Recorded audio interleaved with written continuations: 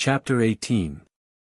And, no doubt, dear friends, you would be glad to hear something about the early history of the Pseudopsies, who they were, where they came from, and how they happened to find their way down into the world within a world. At least, this was the way I felt after I had been presented to the learned Barrel-Brow, and so the next time I called upon him I waited patiently for him to finish reading the 4 books in front of him, and then I said, "Be pleased, dear master, to tell me something concerning the early history of thy people, and to explain to me how they came to make their way down into this underground world." "Ages and ages ago," wrote the learned Barrel-Brow, "my people lived upon the shores of a beautiful land with a vast ocean to the north of it, and in those days they had the same senses as the other people of the upper world. It was a very fair land, indeed, so fair that, in the words of the ancient chronicles, the sun looked in vain for a fairer. Its rivers were deep and broad, its plains were rich and fertile, and its mountains stored full of silver and gold and copper and tin, and so easily mined were these metals that our people became famous as metal workers. So deft in their workmanship that the other nations from far and near came to us for swords and shields and spearheads and suits of armor and table service and armlets and bracelets and, above all, for lamps most gloriously chased and carved to hang in their palaces and temples. And so we were very happy, until one terrible day the great round world gave a twist and we were turned away from the sun, so that its rays went slantingly over our heads and gave us no warmth." "Ah me, I could weep now," exclaimed the learned Barrel-Brow, "after all these centuries, when I think of the cruel fate that overtook my people. In a few months the whole face of our fair land was covered with ice and snow, and our cattle died, and many of our people, too, before they could weave thick cloth to keep their delicate bodies from the pinching cold. But this was not all. The great blue ocean which had until then dashed its warm waves and white foam up against our shores now breathed its icy breath full upon us, driving into our cellars to escape its fury. And in a few brief months, to our horror, there came drifting down upon us fields and mountains of ice, which the tempestuous waters cast up against our shores with deafening crash. To remain there meant death, swift and terrible, so the command was given to abandon homes and firesides and escape to the southward, and this most of them did. But it so happened that several hundred families belonging to the metalworking guilds, who knew the underground passages to the mines as foresters know the pathless wood, had taken refuge in the vast underground caverns with all the goods they could carry. Poor deluded creatures! They thought that this sudden coming of the winter blast, of the blinding snow and vast floating fields of ice, was but a freak of nature, and that in a few months the old warmth and the old sunshine would come back again.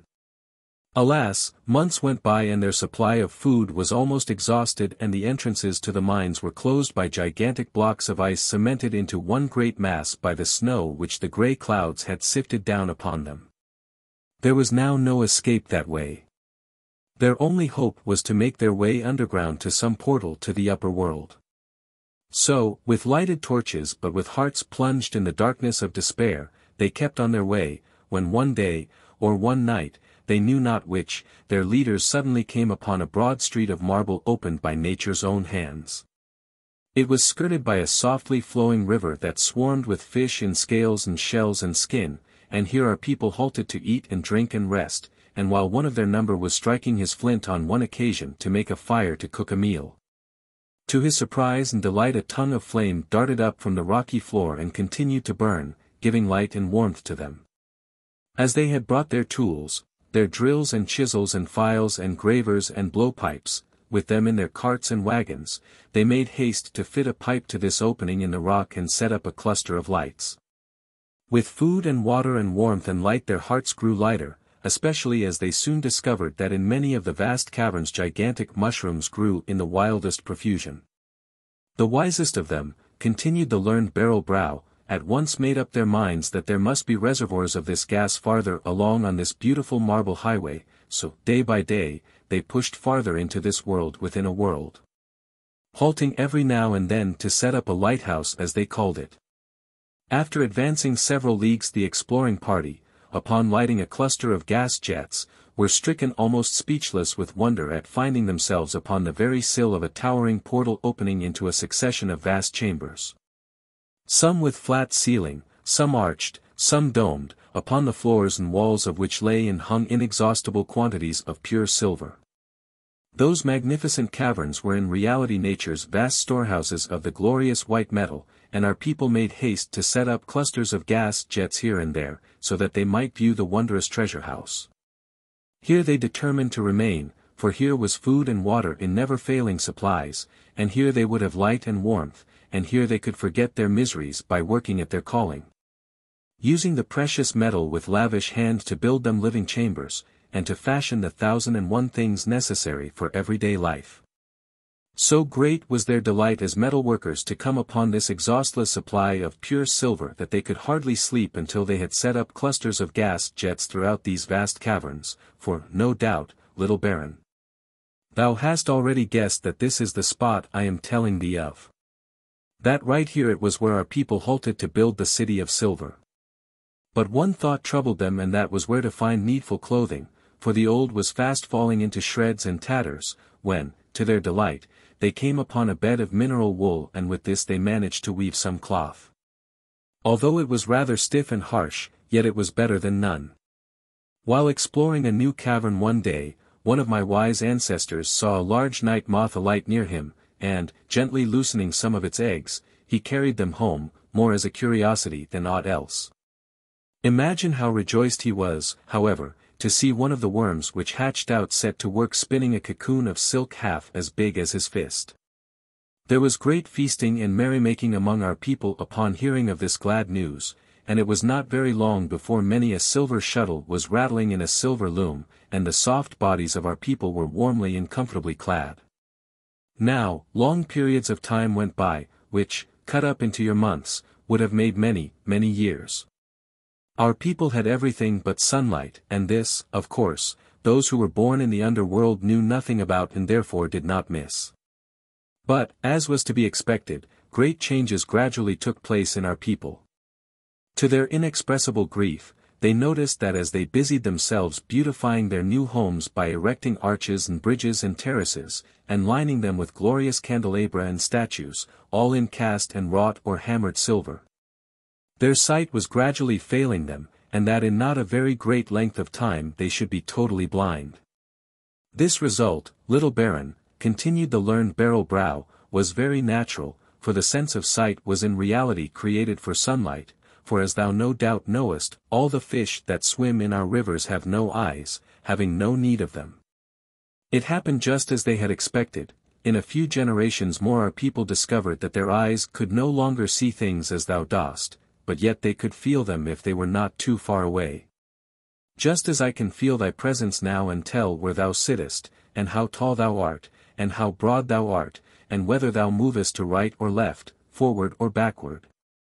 But I cannot tell exactly how thou art made until I reach out and touch thee.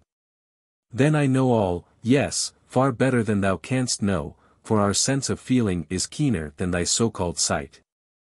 One of my people can feel a grain or roughness upon a silver mirror which to thy eyes seems smoother than glass. Well, strange to relate, and yet not strange, our ancestors with the going out of their sense of sight also felt their sense of hearing on the wane. Our ears, as thou callest them, having nothing more to listen to, for eternal silence, as thou knowest, reigns in this underworld, became as useless to us as the tail of the pollywog would be to the full-grown frog. And of course with the loss of our sense of hearing our children were soon unable to learn to talk, and in a certain lapse of time we came to merit full well our new name of Formifolk, or ant people, for we were now blind and deaf and dumb. It is long, very, very long, little Baron, continued the learned Soodopsy, since all recollection of sunlight, of color, of sound, died out of our minds. Today my people don't even know the names of these things. And thou wouldst have as much chance of success wert thou to attempt to tell them what light or sound is as thou wouldst have if thou shouldst try to explain to a savage that there is nothing under the world to hold it up, and yet it doesn't fall. But if thou shouldst lay several pieces of metal in a row and ask one of my people to tell thee what they were, he would try the weight of each and feel its grain carefully, possibly smell them or touch his tongue to them. And then he would make answer, that is gold. That is silver, that is copper, that is lead, that is tin, that is iron. But thou wouldst say, they all are differently colored, canst not perceive that? I know not what thou meanest by color, he would reply. But mark me, now I hide them all beneath this silken kerchief, and still by touching them with my finger tips I can tell what metal each one is. If thou canst do it, then art thou as good a man as I. What sayest now, little Baron? Asked the learned Barrowbrow, while his face was wreathed in a smile of triumph. Dost think thou wouldst be as good a man as this Soodopsy? Nay, indeed I do not, wise master, wrote I upon my silver tablet. And I thank thee for all thou hast told me and taught me, and I ask leave, O Barrowbrow, to come again in converse with thee. That thou mayest, little Baron, traced the learned Soodopsy upon his silver tablet. And then as I turned to leave his chamber he reached quickly after me and touched me with a bent forefinger, which meant return. Thy pardon, little Baron, he wrote, but thou art leaving my study without thy faithful Bulger, am I not right? I was astounded, for indeed he was right, and though without the sense of sight he had seen more than I with two good eyes wide open. There lay Bulger fast asleep on a silken-covered hassock. Our silent conversation had so wearied him that he had sailed off into the land of Nod on the wings of a dream. He hung his head and looked very shamefaced when my call aroused him and he discovered that I had actually reached the doorway without his knowing it. Chapter 19. The longer I stayed among the Soodopsies the more did I become convinced that they were the happiest, the lightest-hearted, the most contented human beings that I had met in all my travels. If it were possible for the links of a long chain suspended over a chasm to be living, thinking beings for a short while, it seems to me they would hang together in the most perfect accord. For each link would discover that he was no better than his neighbor, and that the welfare of all the other links depended upon him and his upon theirs.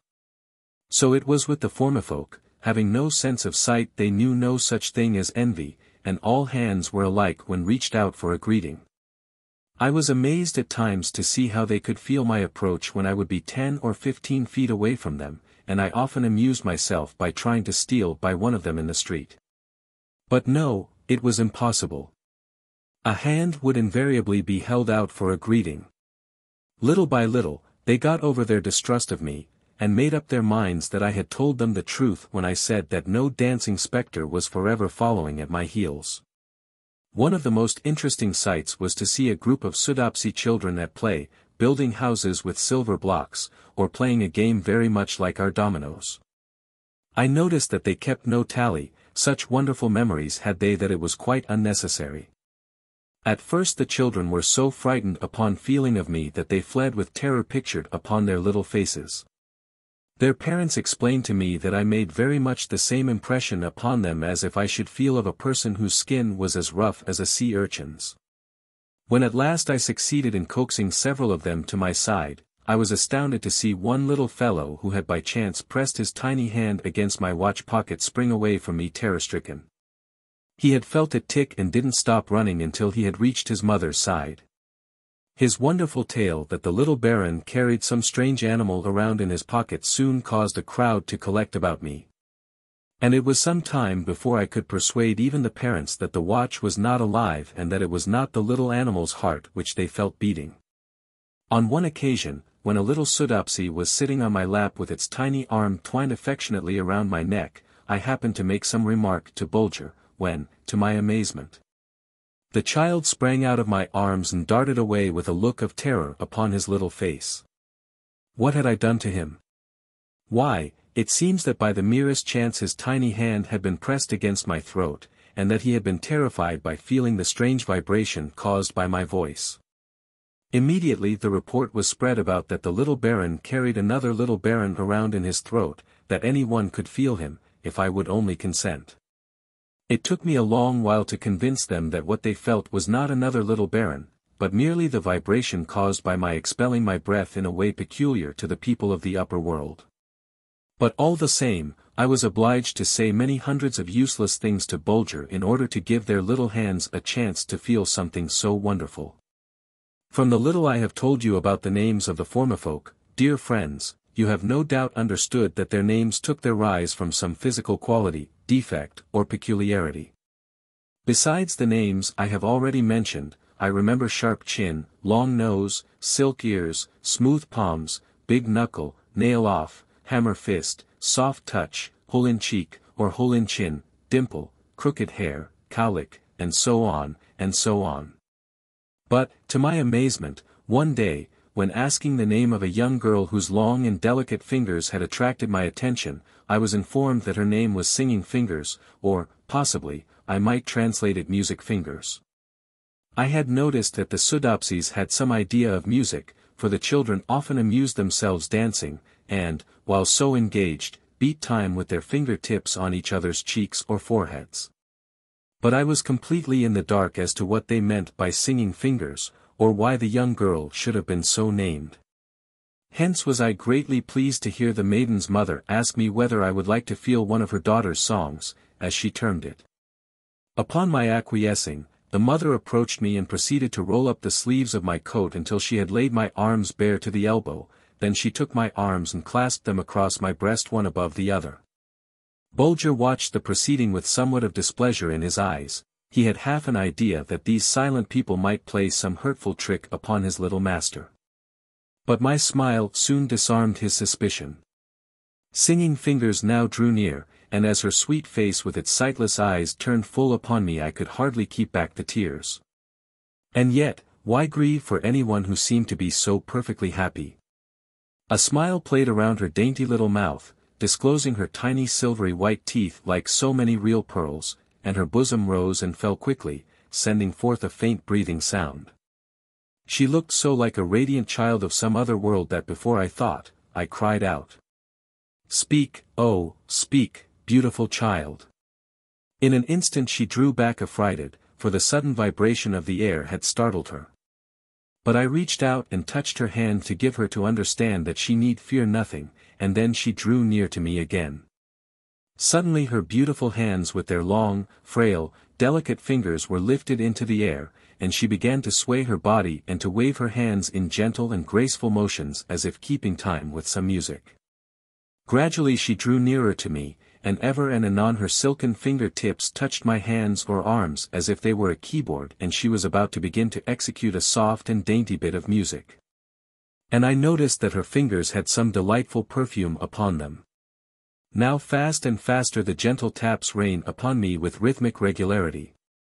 They soothe me, they thrill me, they reach my heart as if they were the sweet notes of a flute or the soft tones of a singer's voice. The maiden is really singing to me. It seems to me that I can understand what she is saying, or, rather, thinking, as her dainty finger tips fairly fly hither and thither, and I can hear her low breathing grow louder and louder. Suddenly she leaves my hands and arms and I feel her gentle tapping on my cheeks and brow. So gently, oh, so gently and soothingly her fingers touch me that at last they feel like rose leaves dragged across my face. The sensation is so delightful, so like the soft touch of sleep to weary eyes, that I drop off in good earnest, and when, after a moment or so, I opened my eyes there sat the smiling Formifolk waiting for me to awake. And there stood the radiant-visaged Singing Fingers in front of me, childlike, waiting to be commended. And so you see, dear friends, that it is not so hard to be happy after all if you only set about it in the right way. The Formifolk seem to have set about it in the right way, judging by results, and they are the only things we have to judge by. Some men will fish all day and not have a bite, and some people will try their whole lives to catch happiness and not get any more than a nibble. They don't use the right kind of bait. Let them try a kind act, a live one. There was something I wanted to ask of the learned Beryl Brow, so the next call I made on him I put this question to him. Is it possible, learned master, that thy people have absolutely no guide, no overseer, no rulers? The great scholar of the Formifolk ceased reading the 4 books which lay open before him, one under each hand and one under each foot, as I handed him my silver tablet. Little Baron, was his reply, if there were only a bramble bush big enough for all you people of the upper world to jump into, and if you could only get rid of your ears too, you would soon be rid of your rulers who oppress you, who prey upon you. For no one would have any desire to be a ruler if there was no one left to look at him and if he couldn't hear what the flatterers said about him. Vanity is the soil that rulers spring from, as the mushrooms spring from the rich loam of our dark caverns. They pretend that it is the exercise of power that they are so fond of. Believe them not. It is the gratification of their vanity and nothing else. If it were only in thy power to say to every man who itched to be a ruler, well and good, brother, a ruler thou shalt be. But bear in mind, weak man, that when thou hast donned thy gaudy uniform and mounted thy gaily caparisoned steed, when thou ridest at the head of troop and cavalcade with 10,000 armed men following thee on foot, as slaves their master, and the plaudits of the foolish multitude rend the air, no eye shall witness the splendor of thy triumph, no ear catch a sound of the deafening cheers, take my word for it, little baron, no one would want to be a ruler any more. Where there are no rulers, little baron, continued the learned Barrowbrow, there can be no followers, where there are no followers, there will be no quarreling. When it becomes necessary in our nation we form the great circle for deliberation. Each man writes out what he thinks on his tablet. Then the opinions are read and counted and the majority rules. But we form the great circle only in times of urgent need. Generally speaking, the smaller circles answer all the purposes. In fact, the family circle is in most cases quite sufficient. I touched first Barrowbrow's heart in token of my gratitude for the many things which he had taught me, and then the back of his head to bid him good night. You may imagine his and my delight, dear friends, when the wise Bulger raised himself upon his hind legs, and with his right paw also thanked the learned Barrowbrow, and then bade him good night by a light tap on the back of his head. Fortunate the traveller, wrote the learned Soodopsy, attended by so wise and watchful a companion. True, like a child, he goes on all fours, but by so doing he brings his heart and his brains on the same level, the only way for a man to wear them if he would do his fellow creatures any good. The trouble with thy people in the upper world, little baron, is that they think too much. They clasp minds instead of clasping hands, they send messengers with gifts instead of giving themselves. They hire people to dance for them, to sing for them, to be merry for them. They will not be satisfied until they have hired people to help them be sorry, to whom they may say, my friend is dead, I loved him. Weep 3 whole days for him. Chapter 20. 'Twas the custom in the city of Silver to touch all around, as it was called, before going to rest. The touch all around began in a certain quarter of the city and passed with wonderful rapidity from man to man. Exactly how it was done I never could understand, but the purpose of the mysterious signaling was to make an actual count of all the Formifolk. If a single one were missing, it would be most surely discovered by the time the touch all around had been completed. It proceeded with lightning-like rapidity throughout the city, and then, if no return signal was made, the people knew that everyone was in his proper place, that no Soodopsy had lost his way or fallen ill in some unfrequented passage. I don't think that I had more than dropped off to sleep when I was aroused by Bulger's gentle tugging at my sleeve. Rubbing my eyes, I sat up in bed and listened. Instantly my ear caught that faint, shuffling sound which was always perceptible when any number of the Formifolk were hurrying hither and thither over the polished silver pavement. I sprang out of bed and rushed to the door, Bulger close at my heels. What a strange sight confronted me. I could compare it to nothing save to the appearance of a large ant-hill when some mischievous boy suddenly drops a stone among the crowd of petty, patient, plodding people peacefully pursuing their work. In an instant all is changed, lines are broken, workmen jostle workmen, order becomes disorder, regularity is changed to confusion. Hither and thither the affrighted creatures rush with waving feelers, seeking for the cause of the mad outburst of terror. So it was with the Formifolk as I looked out upon them. With outstretched hands and tremulously moving fingers they rushed from side to side, jostling and bumping one another, while a nameless dread was depicted upon their upturned faces. Anon a group would halt, join hands, and begin to exchange thoughts by lightning-like pressures, tappings, and strokes, when others would dash against them, break them apart, and confusion would reign greater than ever. But gradually I noted that some sort of order seemed to be coming out of the movements of this mad throng. Here and there groups of 3 and 4 would form and clasp hands, then these smaller circles would break and form into larger ones, and I noted too that this ever-increasing circle was formed on the outside of the panic-stricken crowd. And as it grew it shut them in so that when a fleeing Soodopsy hurtled up against this steady line, his terror left him at once and he took his place in it. In a few moments the madly pushing, jostling throng had disappeared entirely and the whole city was girt round about by these long, steady lines. The great circle had been formed. After half an hour the deliberation was completed, and, to my surprise, the great circle broke up into squads and companies of 4s and 6s and 10s, and then each disappeared slowly and steadily with lock step, passing out of the city into the dark or only partially lighted chambers and passages that surrounded it. The search for the missing Soodopsy had been begun. It was hours before the last squad had returned to the square and the great circle had been formed again. Alas!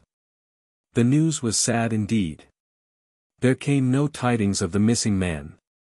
He was lost forever, and with clasped hands and slow and heavy step the grieving Formifolk made their way back to their homes, where the sighing women and children were awaiting their coming. As Bulger and I went back to bed again, it almost seemed to me as if I could hear at times the deep and long-drawn sighs that escaped from the gentle breasts of the sorrowing Soodopsies. I noticed a very touching thing on the following day. It was that every man, woman, and child in the city of Silver grieved for the lost Soodopsy as if he were actually brother to each of them. Love was not as with us, in the upper world, a thing bestowed upon those in whom we see our own faces repeated and in whose voices we heard our own ring out again, sweet and clear as in our childhood. In other words, a love almost of our very selves. Oh, no. While it was true that a mother's touch was most tender to her own child, yet no little hand stretched out to her went without its caress. She was mother to them all. To her they were all beautiful, and as their little frocks were all woven in the same loom, there never could come into her mind a temptation to feel whether a rich neighbor's child was playing with hers. And that therefore it ought to receive a more loving caress. In that portion of the city where the children had their playgrounds the silver pavement was in some places marked off with raised lines and letters, something after the manner of our hopscotch, for the purpose of a game which was very popular with the little Soodopsies. Its name is hard to translate, but it meant something like, Little Boogeyman, and many an hour had Bulger and I stood there watching these silent little gnomes at play, fascinated by the wonderful skill which they would display in feigning the drawing near of the little boogeyman, their hiding from him, his stealthy approach, the increasing danger, the attack, the escape, the new dangers, wild flight, and mad pursuit. Fancy, therefore, my astonishment one morning to note that Bulger was coaxing me thither, although the place was quite deserted, the children being all at their lessons. But, as it was a rule of mine always to humor Bulger's whims, I went patiently along.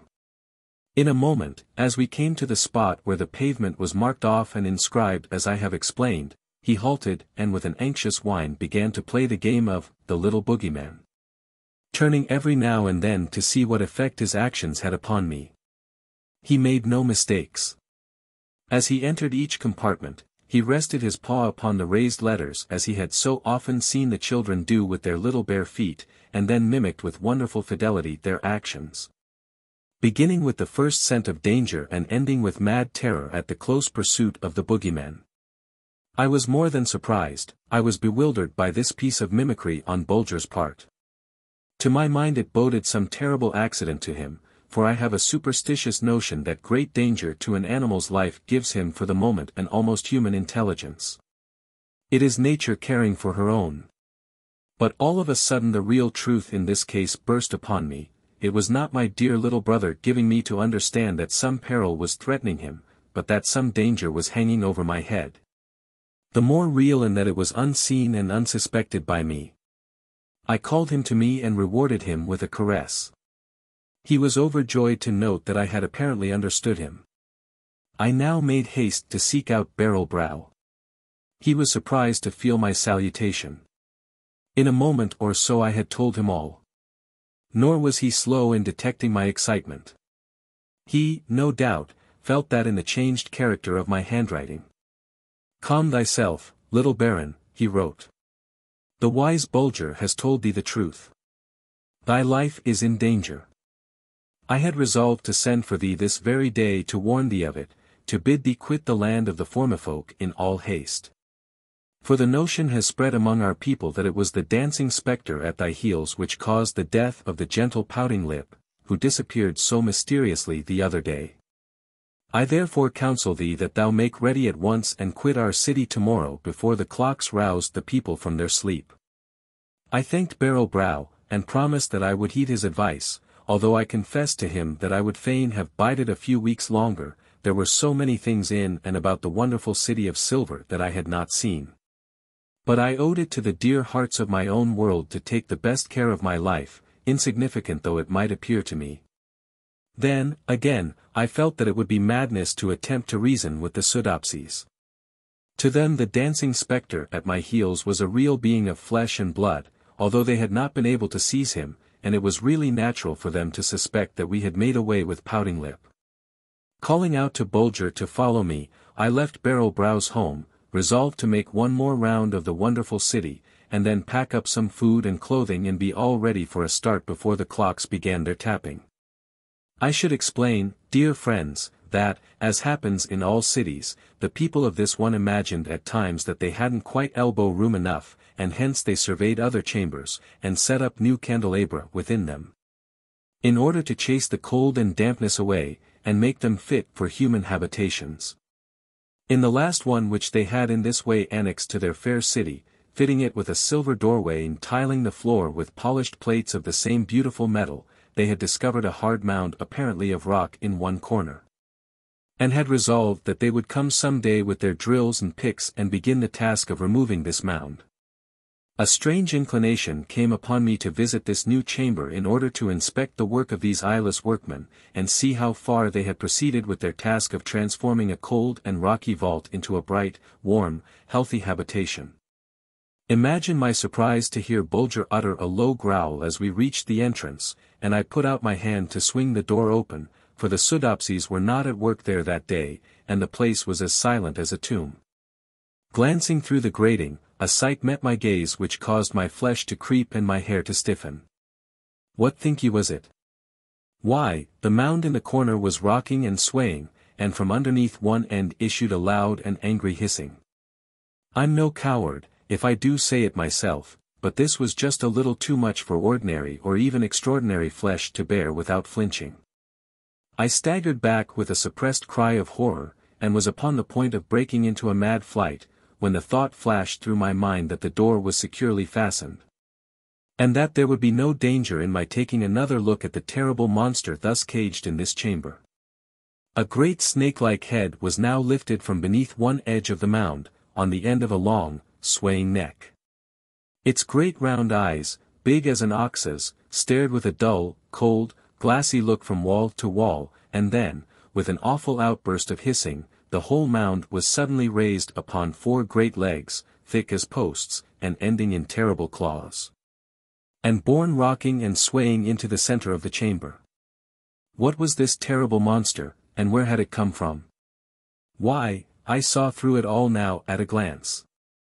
It was a gigantic tortoise, 8 feet long by 5 wide, at least, and once an inhabitant of the upper world. Thousands and thousands of years ago, by the coming of the awful fields of ice, it had been forced to fly from certain death by crawling down into these underground caverns. Here, chilled and numbed by the dampness and cold, it had fallen asleep, and would have continued to sleep on for other ages to come, had not the industrious Formifolk lighted the clusters of burning jets of gas in the monster's bedroom. Gradually the warmth had penetrated the roof of shell made thicker by earth and layers of broken rock, which the tooth of time had dropped upon it, and reached his great heart, and set it beating again slowly, very slowly, but faster and faster, until he really felt that he had awakened from his long sleep. By a terrible misfortune, Pouting Lip, the gentle Soodopsy, had happened to be left behind when his brother laborers quit work, and the new silver doors of the chamber had been closed upon him. Oh, it was terrible to think of, but true it must have been, the poor little Soodopsy, shut in by his own eyeless folk in this chamber, which he was helping to beautify by his patient skill, had served to satisfy the hunger of this awful monster. After his long ages of fasting.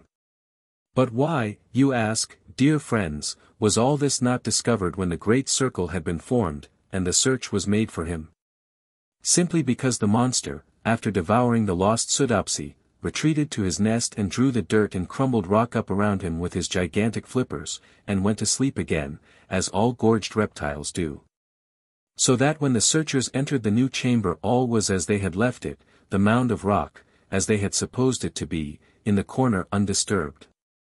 With Bulger at my heels I now turned and ran with such mad haste to Barrel Brows, that the whole city was thrown into the wildest disorder, for, of course, they had felt me fly past them.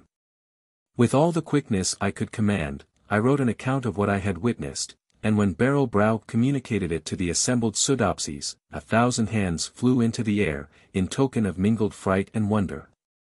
And a wild rush was made for Bulger and me, and we were well-nigh smothered with kisses and caresses.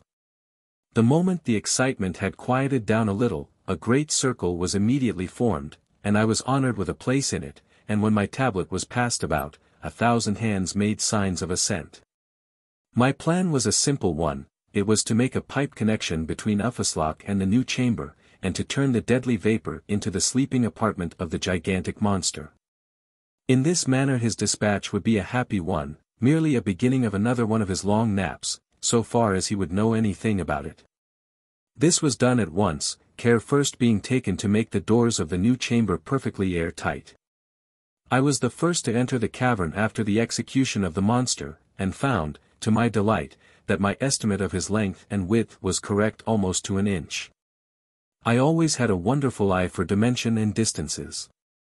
Seeing Bulger raising himself upon his hind legs, and make an effort to dislodge something from the wall, I drew near to assist him. Alas! It was dear, gentle, pouting lips' tablet. He had been writing upon it, and as the terrible monster advanced upon him, he had reached up and hung it upon a silver pin on the wall. When the Soodopsies read what their poor brother had written, there they all sat down and wrung their hands in silent but awful grief. It ran as follows. O my people! Why have ye abandoned me? The air trembles. The whole place is filled with suffocating odor. Must I die? Alas, I fear it. And yet I would so love to feel my dear one's touches once more. The ground trembles, a stifling breath is puffed into my face. I am wearied, almost fainting, by trying to escape it. I can write no more. Don't grieve too long over me. It was my fault. I stayed behind, when I should have followed. Oh, horrible, horrible. Farewell. I'm going now.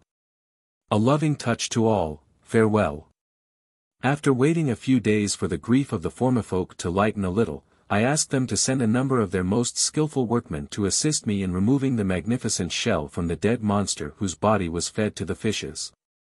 They not only did this, but they also offered to transform the shell into a beautiful boat for me, so that when I resolved to bid them adieu, I might sail away from the city of silver and not be obliged to trudge along the marble highway. The work went on apace. At first the polishers began their task, and in a few days the mighty carapace glowed like a lady's comb. Then the dainty and cunning craftsmen in silver began their part of the work, and ere many days the shell was fitted with a silver prow curiously wrought, like a swan's neck and head, while quaintly carved trimmings ran here and there. And a dainty pair of silver sculls with a silver rudder, beautifully chased, from which ran 2 little silken ropes, were added to the outfit. I never had seen anything half so rich and rare, and I was as proud of it as a young king of his throne before he finds it is so much like my ship of shell. At last the day came when I was to bid the gentle Soodopsies a long farewell. They lined the shore as Bulger and I proceeded to take our place in the bark of shell which sat upon the water like a thing of life. It was with a great show of dignity that Bulger took his position in the stern with the tiller ropes in his mouth, ready to pull on either side as I might direct. And setting the silver oars in place, I threw my weight upon them, and away we glided, swiftly and noiselessly, over the surface of the dark and sluggish stream. In a few moments nothing but a faint glimmer was left to remind us of the wonderful city of silver, where the silent formifolk live and love and labor without ever a thought that human beings could be any happier than they. Dear, happy folk, they have solved a mighty problem which we of the upper world are still struggling over. Chapter 21. I dare say, dear friends, that you are puzzling your brains to think out how it was possible for me to row away from the wonderful city of the formifolk without running our boat continually ashore. Ah, you forget that the keen-eyed Bulger was at the helm, and that it was not the first time that he had piloted me through darkness impenetrable to my eyes. But more than this, I soon discovered that the plashing of my silver oars kept my little friends, the fire lizards, in a constant state of alarm, and although I couldn't hear the crackling of their tails, yet the tiny flashes of light served to outline the shore admirably. So I pulled away with a will, and down this dark and silent river, for there was a current, although hardly perceptible, Bulger and I were borne along in the beautiful bark of tortoise shell with its prow of carved and burnished silver. During my sojourn in the land of the Soodopsies I had one day, while calling upon the learned Barrel Brow, noticed a beautifully carved silver hand-lamp of the Pompeian pattern among his curiosities. I asked him if he knew what it was. He replied that he did, adding that it had doubtless been brought from the upper world by his people, and he begged me to accept it as a keepsake. I did so, and upon leaving the city of silver, I filled it with fish oil and fitted a silken wick to it. It was well that I had done so, for after a while the fire lizards disappeared entirely, and Bulger and I would have been left in total darkness, had I not drawn forth my beautiful silver lamp, lighted it, and suspended it from the beak of the silver swan which curved its graceful neck above the bow of our boat. After lying on my oars long enough to set some food before Bulger and partake of some myself, I again started on my voyage down the silent river, no longer shrouded in impenetrable gloom. I had not taken over half a dozen strokes, when suddenly one of my oars was almost twisted out of my hand by a vicious tug, from some inhabitant of these dark and sluggish waters. I resolved to quicken my stroke in order to escape another such a wrench, for the silver oars fashioned by the Soodopsies for me were of very delicate make, intended only for very gentle usage. Suddenly another vicious snap was made at my other oar. And this time the animal succeeded in retaining its hold, for I dared not attempt to wrench the oar out of its grip, for fear of breaking it. It was a large crustacean of the crab family, and its milk-white shell gave it a ghost-like look as it struggled about in the black waters, fiercely intent to keep its hold upon the oar. The next instant a similar creature had fastened firmly upon my other oar, and there I sat utterly helpless. But worse than this, the dark waters were now fairly alive with these white armored guards of this underworld stream, each apparently bent upon setting an immediate end to my progress through their domain. They now began a series of furious efforts to lay hold of the sides of my boat with their huge claws, but happily its polished surface made this impossible for them to accomplish. Up to this moment Bulger had not stirred a muscle or uttered a sound, but now a sharp growl from him told me that something serious had happened at his end of the boat. It was serious indeed, for several of the largest of the fierce crustaceans had laid hold of the rudder and were wrenching it from side to side as if to tear it off. Every attempt of course caused a tug at the tiller ropes held between Bulger's teeth, but, bracing himself firmly, he resisted their furious efforts as well as he could, and succeeded in saving the rudder for the time being. All of a sudden our frail bark of shell crashed into some sort of obstruction, and came to a dead standstill. Peering into the darkness, to my horror I saw that the wily enemy had spanned the river with chains made up of living links by each laying hold of his neighbor's claw. The chain thus formed being then rendered almost as strong as steel by the interweaving of their double rows of small hooked legs. Our advance was not only blocked, but death, an awful death, seemed to be staring us in the face. For what possible hope of escape could there be if Bulger and I should leap into the water, now alive with these fast-swimming creatures, whirling their huge claws about in search for some way to get at us? From the brave manner in which Bulger was holding the madly swinging helm, I saw that he was determined not to surrender. But alas, bravery is but a sorry thing for two to fight 1,000 with. And yet I had not lost my head, don't think that. True, I was hard pressed, the very dust of the balance, if thicker on their side, might make my scale kick the beam. I had hauled both oars into the boat by reaching over and beating off the claws fastened upon them, and had up to this moment driven back every one of the fierce creatures which had succeeded in throwing one of his claws over the edge of the boat. But now, to my horror, I felt that our little craft was being slowly but surely drawn stern first toward the river bank. In order to accomplish this, the crustaceans had thrown out a line composed of their bodies gripped together, and had made it fast to the rudder. Not an instant was to be lost. Once upon the river bank, the fierce creatures would swarm around us by the tens of thousands, drag us down, pinch us to death, and tear us piecemeal. An idea flashed upon me. It was this: it is folly to attempt to resist these countless swarms of crustaceans by the use of one pair of weak hands, even though they be aided by Bulger's keen and willing teeth. We should, after a brief struggle, go down as the brave man in the sewer went down, when the famished rats leaped upon him from every side at once, or as the stray buffalo goes down when the pack of ravenous wolves closes up its circle about him. If I am to save my life, it must be by striking a blow that will reach every one of these small but fierce enemies at the same instant, and thus paralyze them, or, at least, bewilder them, until I can succeed in making my escape. Quickly drawing my brace of pistols, I held their muzzles close to the water, and discharged them at the same instant. The effect was terrific. Like a crash of a terrible thunderbolt, the report burst forth and echoed through these vast and silent chambers. Until it seemed as if the great vaulted roof of rock had by some awful convulsion of nature been cast roaring and rattling down upon the face of these black and sluggish waters. When the smoke had cleared away, a strange but welcome sight met my gaze. Tens of thousands of the huge crabs floated lifeless upon the surface of the river, with their shells split by the concussion the full length of their bodies. It proved to have been a masterly stroke on my part, and, dear friends, you will believe me when I tell you that I drew a deep breath as I set my silver oars against the thole pins, and, having worked my boat clear of the swarms of stunned crustaceans, rowed away for dear life. Dear life! Ah, yes, dear life, for whose life is not dear to him, even though it be dark and gloomy at times? Is there not always something, or someone, to live for? Is there not always a glimmer of hope that the morrow's sun will go up brighter than it did this morning? Well, anyway, I repeat that I rowed away for dear life, while Bulger held the tiller ropes and kept our frail bark of polished shell in the middle of the stream.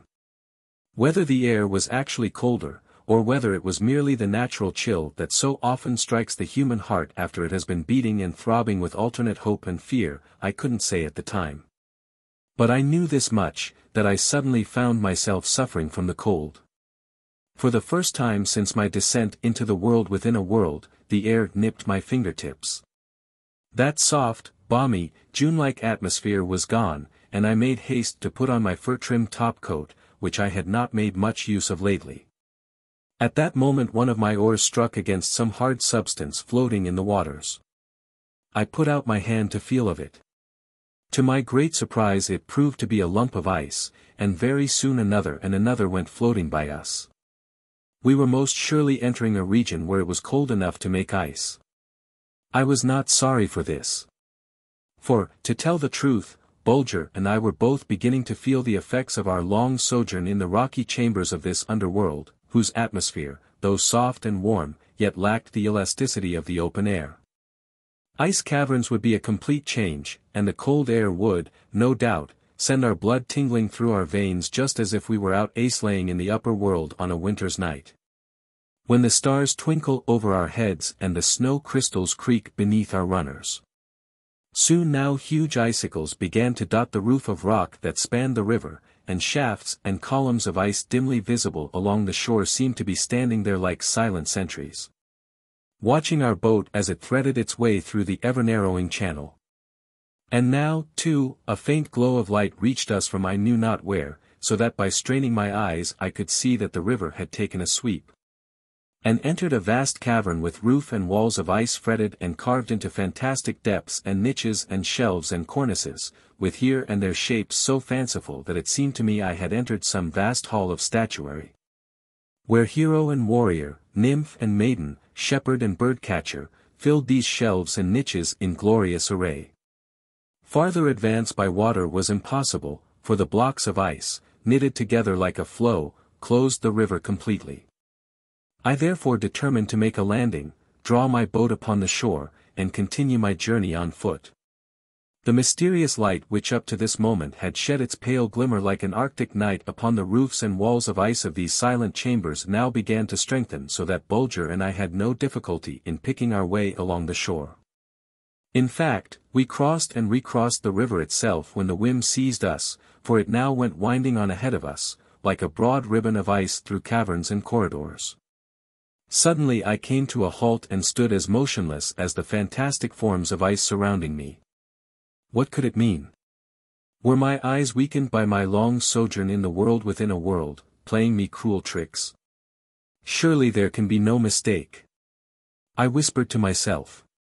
That light yonder which pours its glorious effulgence upon those spires and pinnacles, those towers and turrets of ice, is the sunshine of the upper world. Can it be that my marvelous underground journey is ended, that I stand upon the threshold of the upper world once more?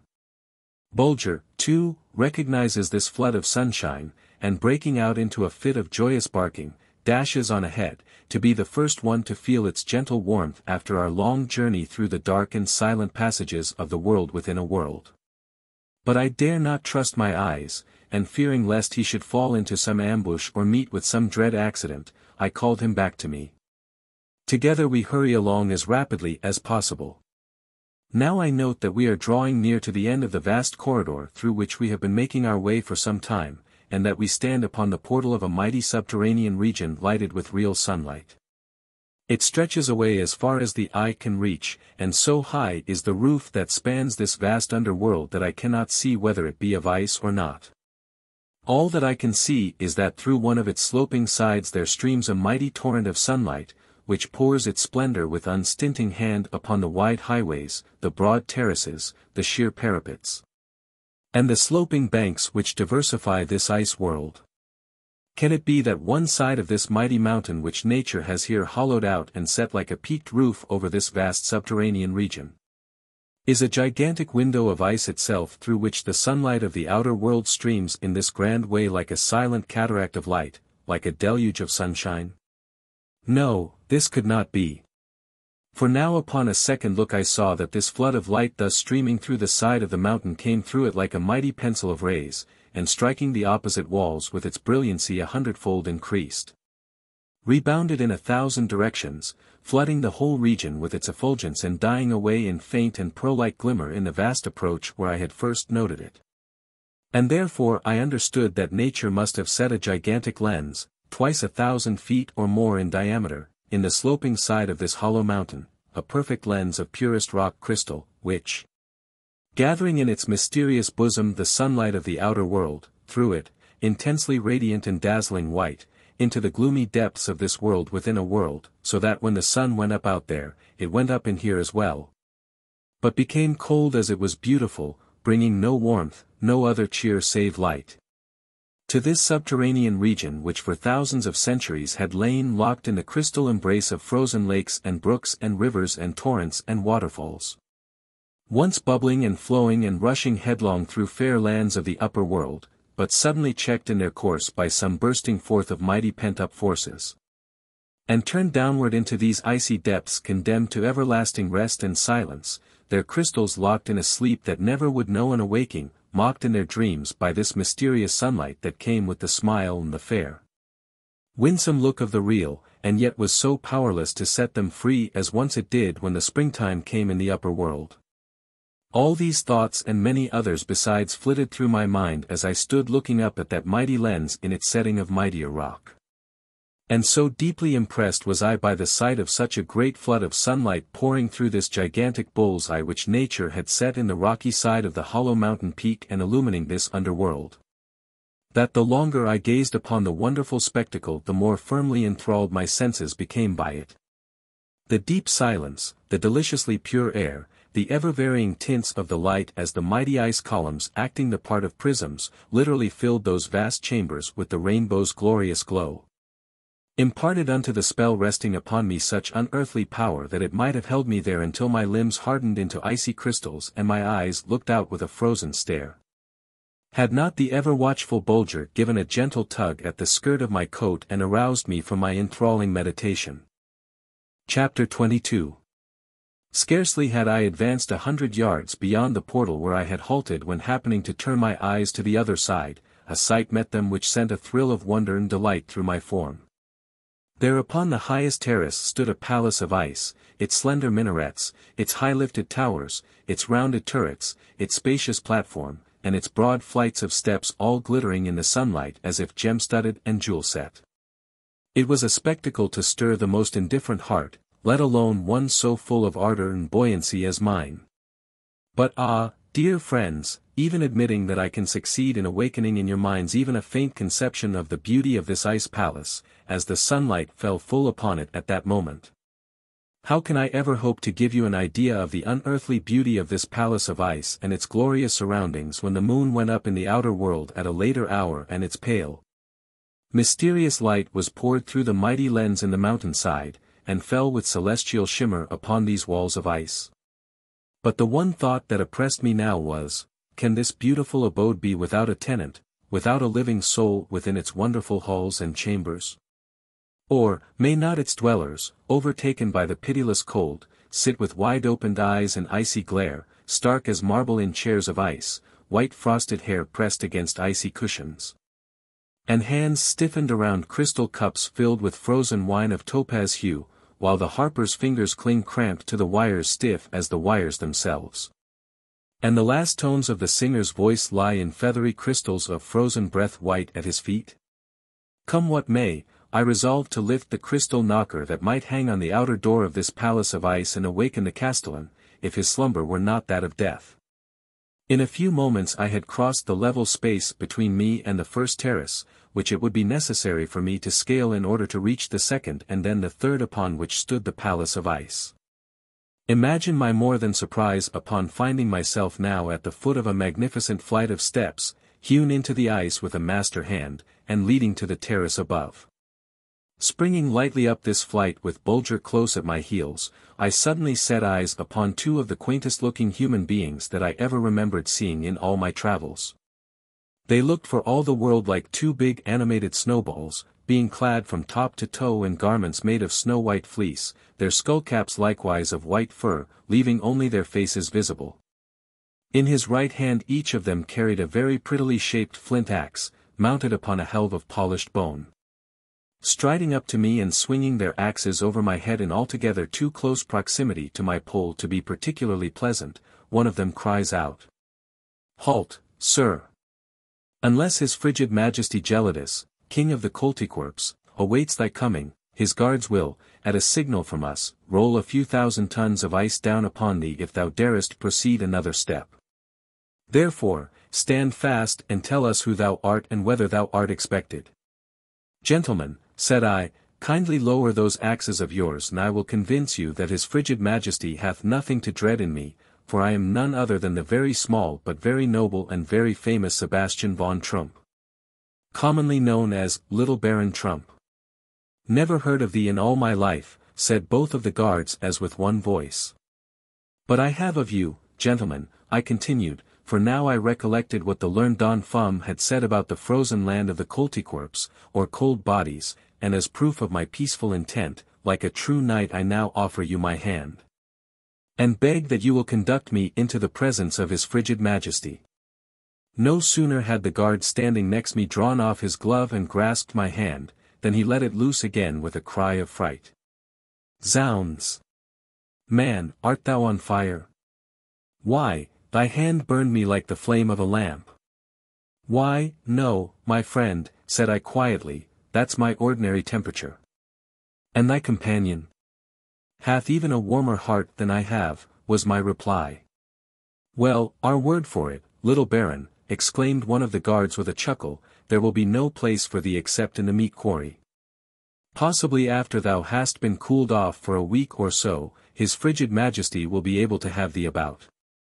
This was not a very cheerful prospect, for I had no particular desire to be laid away in the royal icebox for a week or so. Anyway, the only thing to be done was to insist upon being conducted at once into the presence of the king of the Koltykwerps, and abide by his decision.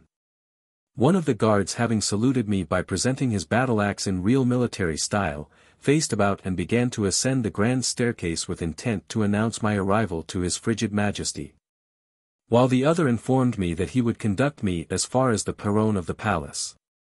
I was wonderstruck with the beauty of the 3 staircases leading up to the ice palace. Massive balustrades with curiously carved balusters springing from towering pedestals, crowned with beautiful lamps, all and everything, to the crystal-clear sides of the lamps themselves, was fashioned from blocks of ice. It proved to be a good climb to the top of the 3rd terrace, and I was not put out when the guard solemnly lowered his battle-axe of flint to bring me to a standstill. The sun in the upper world was, no doubt, nearing the horizon, for a deep and beautiful twilight suddenly sank upon the icy dominions of King Gelidus, and, to my surprise and delight, through the great slabs of crystal-clear ice which served for windows to the palace, streamed a soft radiance as if 1,000 wax tapers were burning in the chambers and galleries indoors. It was a sight to gladden the eyes of any mortal. But if I had been spellbound by the beauty of its exterior, how shall I tell you, dear friends, of the curious splendor of the interior of Gelidus' palace of ice, as it burst upon me when I had crossed its threshold? Hallway led into hallway, chamber opened into chamber, through portals gracefully arched, and winding staircases climbed to upper rooms, while hanging from lofty ceilings or resting on graceful pedestals, were 1,000 alabaster lamps, shedding light and perfume upon this glorious home of his frigid majesty Gelidus, king of the Koltykwerps. Long rows of retainers, all in snow-white fur, lined the wide hallway, as the guards conducted Bulger and me into the palace and bowed in silence as we passed. To my more than wonder, I saw that the inner rooms were most sumptuously furnished, chairs and divans being scattered here and there, all covered with superb skins of white fur, while the floor, too, was carpeted with them. And as the soft radiance of the alabaster lamps fell upon these magnificent pelts and set 10,000 jewels in the walls and ceilings of ice, I was ready to admit that I had never seen anything half so beautiful. And yet I was still outside the throne room of his frigid majesty. At length we came to one end of a broad hallway which seemed shut off from the rest of the palace by a wall thickly encrusted with strings of great diamonds, each as big as a goose egg, extending from the ceiling to the floor, and turning back the shimmer of the lamps with such a flood of crystalline radiance that my eyes involuntarily closed before it. Think of my amazement when the 2 guards, laying hold of this wall of jewels, as I deemed it, drew it to the right and left till there was room for me to pass. What I had taken for a wall of jewels was but a curtain made up of round bits of ice strung upon strings and hanging like a shower of diamonds there before me, as they glittered in the light of the lamps each side of them. I now stood in the throne room of his frigid majesty, the king of the Koltykwerps. Now I realized that what I had seen elsewhere in his palace of ice was in reality but a sample of its magnificence, for here the splendor of King Gelidus' castle burst upon me in its fullest strength. Imagine a great round chamber lighted with the soft flames of perfumed oil, streaming from 100 alabaster lamps, the walls lined with broad divans covered with snow-white pelts, the floors thickly carpeted with the same glorious rugs. While on one side, glittering in the shimmer of the 100 massive lamps, stands the icy throne of the king of the Koltykwerps, decked with snow-white skins, and he upon it, with Schneebel, his fair daughter, sitting at his feet. And all around and about him, group-wise, 100 Koltykwerps, the king, the princess, and the courtiers all clad in skins whiter than the driven snow, and you, dear friends, will have some faint idea of the splendor of the scene which burst upon me as the 2 guards drew aside the strands of ice jewels at the end of the hallway in the palace of ice. Like all his subjects, King Gelidus looked out through the round window of his fur hood, just as a big good-natured boy does through his skating cap. The Koltykwerps were not much taller than I, but were very stocky built, so that when broadened out by their thick fur suits they really took on at times the appearance of animated snowballs. It would be hard for the fingers of the deftest hand to draw faces fuller of kindliness and good nature than those of the Koltykwerps. Their small, honest grey eyes sparkled with a boniform glint, and so broad were their smiles that they were only about half visible through the round holes of their fur hoods. I was delighted with them from the very start, and the more so when I heard King Gelidus cry out in a cheery voice, "A right crisp and cold welcome to our icy court, little Baron. But from what our people tell us, thou carriest a pair of hands so hot that we beg thee to take a few days to cool off before thou touchest palms with any of the Koltykwerps. And we also beg thee to be careful and not to lean against any of our richly carved panels, or to slide down any of our highly polished railings, or to handle the strands of our jewels, or sit down for any length of time on the front steps of our palace. And we make the same request of thy four-footed companion, who is said to be of even a warmer disposition than thou." I bowed and kissed my hand to his frigid majesty, and assured him that I should make every effort to lower my temperature as speedily as possible, and, in the meantime, that I should be extremely careful not to come into contact with any of the artistic carving of his palace of ice. As I pronounced these words, the whole company began to clap their hands. And as they did so, a cold shiver ran down my back, for there was a sound, methought, very much like the rattling of dry bones to that applause, but I took good care not to let King Gelidus notice my fright. His frigid majesty now presented me to his daughter Schneebel, a pretty little maid of about 16 crystal winters, with cheeks round as apples, and as deeply dimpled as the furrows of a crossbun. Her eyes twinkled as she looked upon Bulger and me, and turning to her frigid papa, she asked for leave to touch the tip end of my thumb, which being done, she gave a squeaky little scream and began to blow on her tiny finger as if I had blistered it. King Gelidus also presented me to several of his court favorites, all men of the coldest blood in the nation.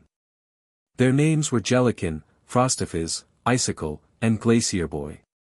They were all dreadfully slow thinkers and you questioned them very closely upon any subject. It didn't take me very long to discover this. In fact, they requested me to be less warm in my manner, and not to ask them any posers, as they invariably found that deep thought caused a rise in their temperature. This was, to be honest about it, very annoying to me. For you know, dear friends, what a lodestone my mind is, never asleep, always in a quiver like a mariner's compass, pointing this way and that, in search of the polar star of wisdom. Upon making known my trouble to his frigid majesty, King Gelidus, he most gracefully ordered one of his trusty attendants to conduct me to the triple-walled ice cell of a certain Koltykwerp by the name of Bullerbrain, that is, literally, boiling brain, a man who had been born with a hot head, and consequently with a very active brain. For 50 years King Gelidus had been doing his very best to refrigerate this subject of his, but without success. As I was just bursting with impatience to ask a whole string of questions concerning the Koltykwerps, you may imagine how delighted I was to make the acquaintance of Bullerbrain, or Lord Hothead as he was called among the Koltykwerps. But, dear friends, you must excuse me if I make this the end of a chapter and stop here for a brief rest. Chapter 23. Lord Bullerbrain was never allowed to set foot inside the Palace of Ice. King Gelidus, backed by the opinion of his favorites, still indulged the belief that he would be able in the end to refrigerate him. True, he had been many years at the task, so that it had now become a sort of hobby of his, and almost daily did his frigid majesty pay a visit to his hot-headed subject and test his temperature by pressing a small ball of ice against his temples. To King Gelidus' mind, a man of so high a temperature was a continual menace to the peace and quiet of his kingdom. What if Lord Hothead in a dream should wander forth some night and fall asleep with his back against one of the walls of the ice palace? Might he not melt away enough of it to throw the whole glorious fabric into a slump and slush of debris? It was terrible to think of, when he did think of it, and he thought of it quite often. But Bullerbrain had no terrors for me, nor for Bulger either. In fact, Bulger was delighted to be stroked by a warm hand, and he and Bullerbrain and I soon became the very best of friends. But his frigid majesty was so alarmed when he heard of this friendship, that he was seized with quite a spasm of warmth, for, thought he, the united heat of 3 hot heads might work some terrible harm to the welfare of his people. So he issued the coldest kind of a decree carved on a tablet of ice, that Bullerbrain and I should on no one day pass more than a half-hour together. That we should never touch palm to palm, sleep in the same room, eat from the same dish, or sit on the same divan. These regulations were annoying, but I followed them to the letter. And when King Gelidus saw how careful I was to yield the strictest obedience to his decree, he conceived a genuine affection for me and sent several magnificent pelts to the ice house, which had been assigned to Bulger and me, for, of course, it would not have been safe for us to lodge in the palace itself, but his frigid majesty held out the flattering prospect that the very moment Bulger and I should become properly refrigerated, apartments in the palace would be assigned to us, and, in fact, that I should be permitted to eat at the royal table. Who are the Koltykwerps? Where did these strange folk come from?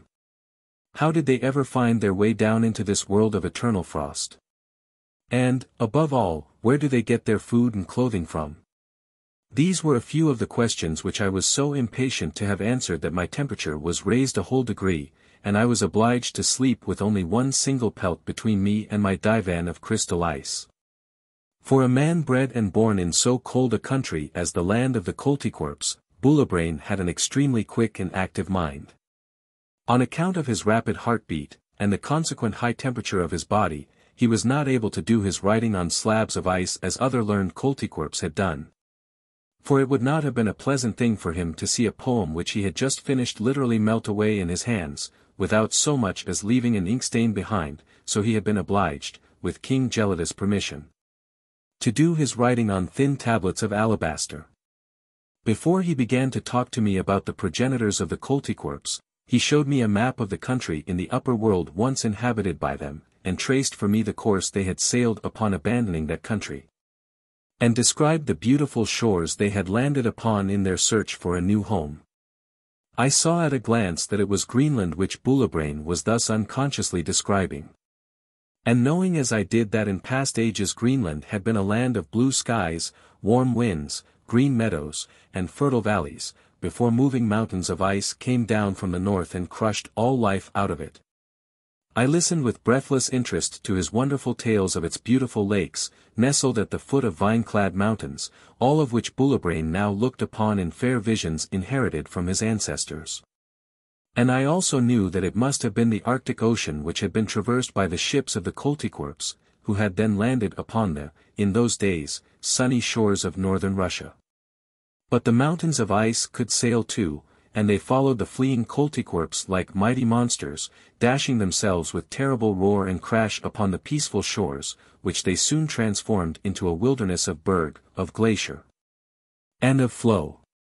Only a handful of the Koltykwerps survived, and these, in their dumb despair taking refuge in the clefts and caverns of the North Urals, could from their hiding places look upon one of the strangest sights that had ever greeted human eyes.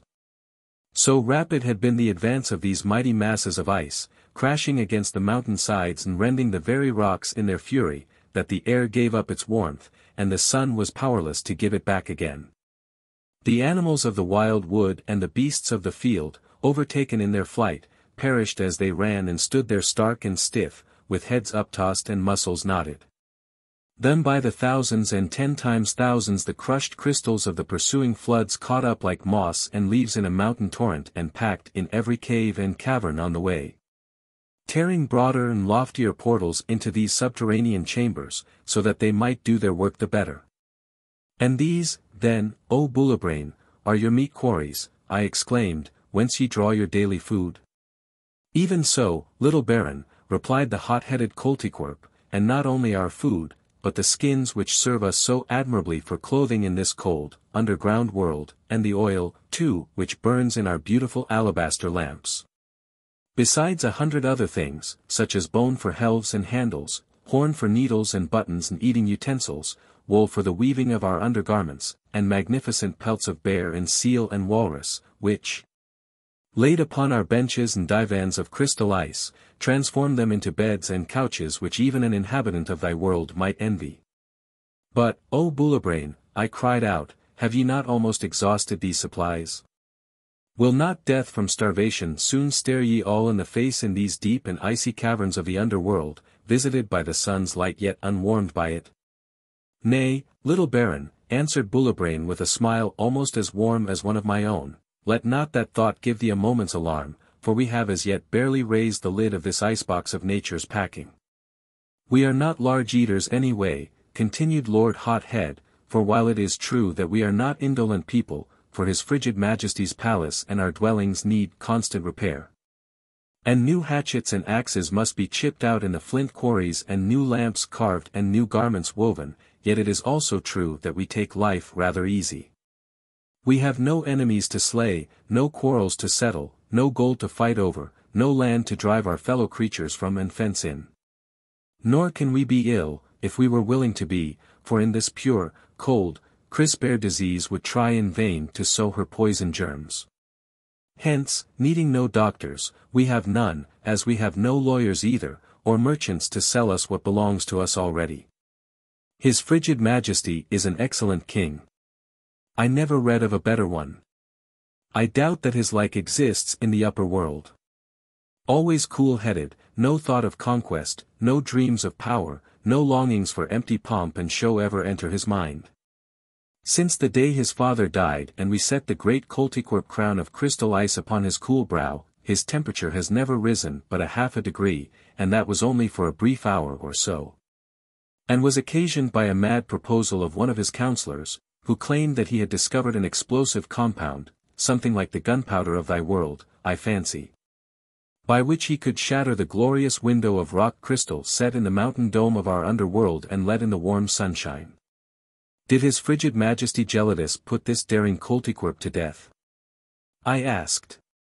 Oh, dear, no, replied Bullebrain, he merely ordered him to be refrigerated for so many hours a day until all his feverish projects had been chilled to death. For no doubt, little Baron, a man of thy deep learning knows full well that all the ills which thy world suffers from are the children of fevered brains. Of minds made restless and visionary by the high temperature of the blood which gallops through the approaches to the dome of thought, stirring up wild dreams and visions as thy sun lifts the poisonous vapor from the stagnant pool. The more I listened to Bullebrain the more I liked him. The fact of the matter is, I preferred to sit in his narrow cell with its plain walls of ice lighted up by a single alabaster lamp and converse with him to loitering in the splendid throne room of his frigid majesty King Gelidus. But Bulger had discovered that the pelts of Princess Schneebel's divan were much thicker, softer, and warmer than the single one allowed Lord Hothead, and therefore he preferred spending his time with her. But fearing lest he might get into mischief, I didn't dare to leave him alone with the princess too long at a time. Chapter 24. At the time of Bulger's and my arrival in the land of the Koltykwerps the Princess Schneebel was about 15 years of age, and I must say that rarely had it been my good fortune to make the acquaintance of such a sweet-tempered, lovable little creature. She flitted about the ice palace like a beam of sunlight, and there was nothing of the spoiled child about her, although a bit mischievous at times. Her voice was as full of music as a skylark's, and it was not many days before she and I had become the best friends in the world. Now, you must know, dear friends, that according to the law of the Koltykwerps, a princess is left absolutely free to choose her own husband, and his frigid majesty was very anxious that Schneebel should pick hers out as soon as possible. Moreover, the law of the land gave her perfect freedom to choose a husband of high or low degree, provided he was young enough. The way in which a Koltykwerp princess was required to make known her preference was to press a kiss upon the cheek of the young man whom she might settle upon. This ennobled him at once, and he became the heir apparent to the throne of ice, and entitled to sit on its steps until he should be crowned king. Now, his frigid majesty was delighted to see this friendship spring up between Schneebel and me. For he hoped to make use of my influence to bring her to set the necessary kiss on some youth's cheek before I took my departure from the cold kingdom of the Koltykwerps. I gave him the word of a nobleman that I would do my best to carry out his wishes.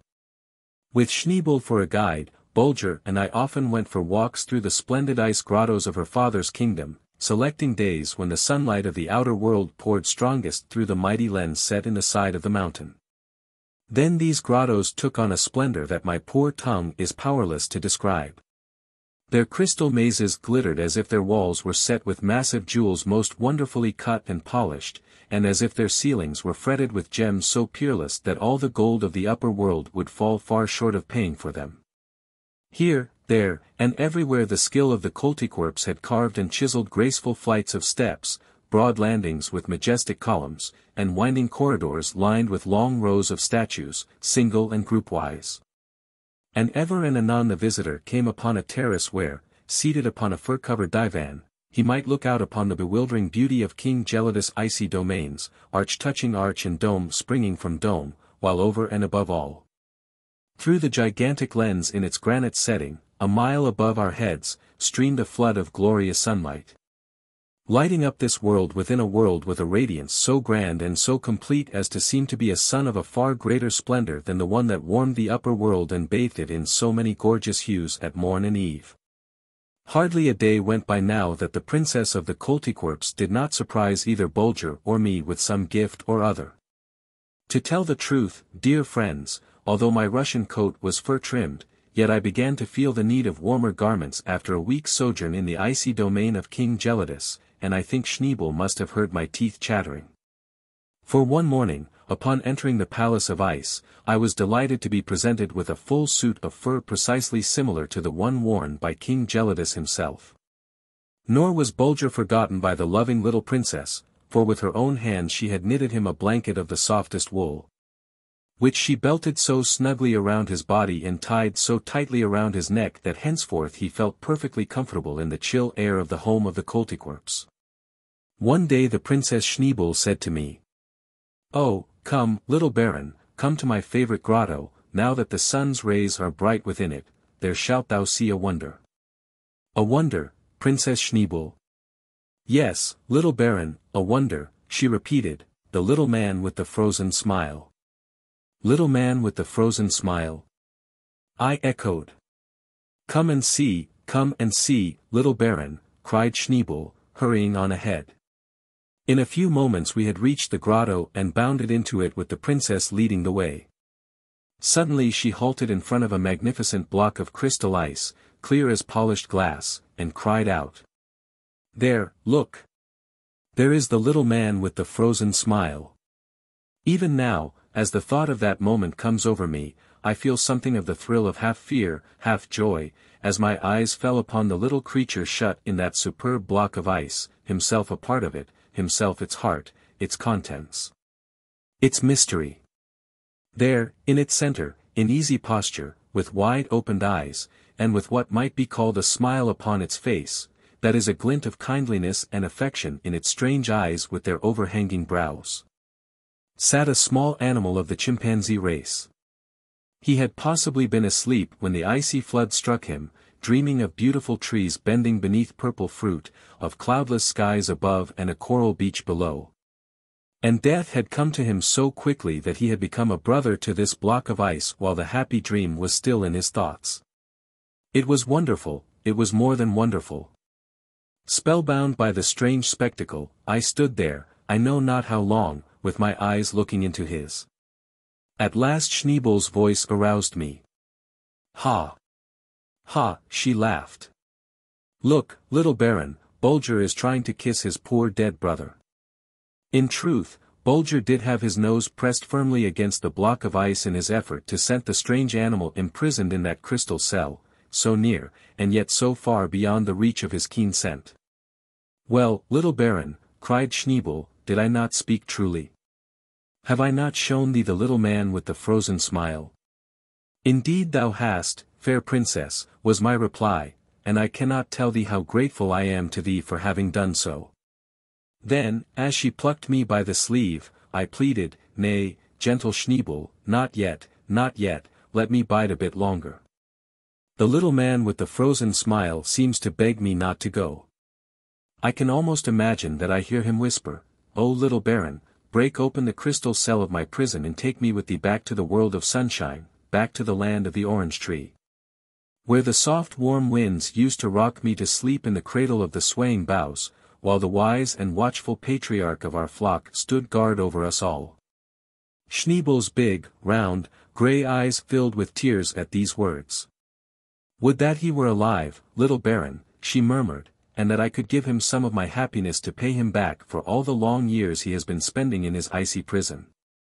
In a few moments Schneebel took me by the hand and led me away from the great block of ice with its silent prisoner. My heart was very heavy, and both Schneebel and Bulger did their utmost to divert me, but all to no purpose. Leaving the princess at the portal of the palace, I went to my dwelling, which was ablaze with the soft glow of its alabaster lamps, and there I found a beautiful new pelt spread over my divan, a new gift from King Gelidus.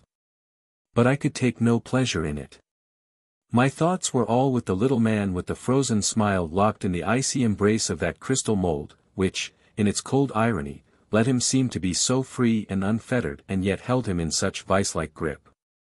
After a while I dismissed my serving people and laid me down for the night with my dear Bulger nestled against my breast. But I could not sleep. All night long those strange eyes with their uncanny glint followed me about, pleading strong but silent for me to come again, for me to soften my heart like a child of the sunshine that I was, to shatter his crystal dungeon, and set him loose.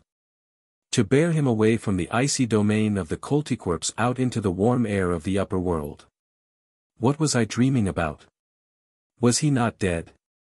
Had not his spirit left his body thousands and thousands of years ago? Why should I let such wild thoughts vex my mind? What good would come of it? None whatever. I was a reasonable creature, I must not give lodgment within my brain to such silly ideas. The little man with the frozen smile had been, through almost playful fate, laid away in a beautiful tomb. I must not disturb it. No doubt in his lifetime he had been the pet of a noble manor, brought to the Northland from some sunny clime by master of powerful argosy. Let him rest in peace. I must not dare to mar the beauty of his crystal tomb, so gloriously transparent. I was even sorry that Schneebel had led me into her beautiful grotto, and resolved to go thither no more. What poor weak creatures are we, so fertile in good resolutions and yet so unfruitful of results, planting whole acres with fair promises, but when the tender shoots pierce the ground turning our back upon the crop as if it didn't belong to us. Chapter 25. Not only had I been unable to sleep, but by my tossing about I had kept poor dear Bulger awake so that when morning came we both looked haggard enough. I felt as if I had been through a fit of sickness, and no doubt he did too.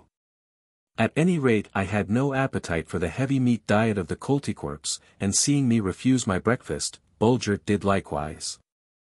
I had promised Schneebel to come early to the palace, for she had a number of questions which she wished to ask me concerning the upper world.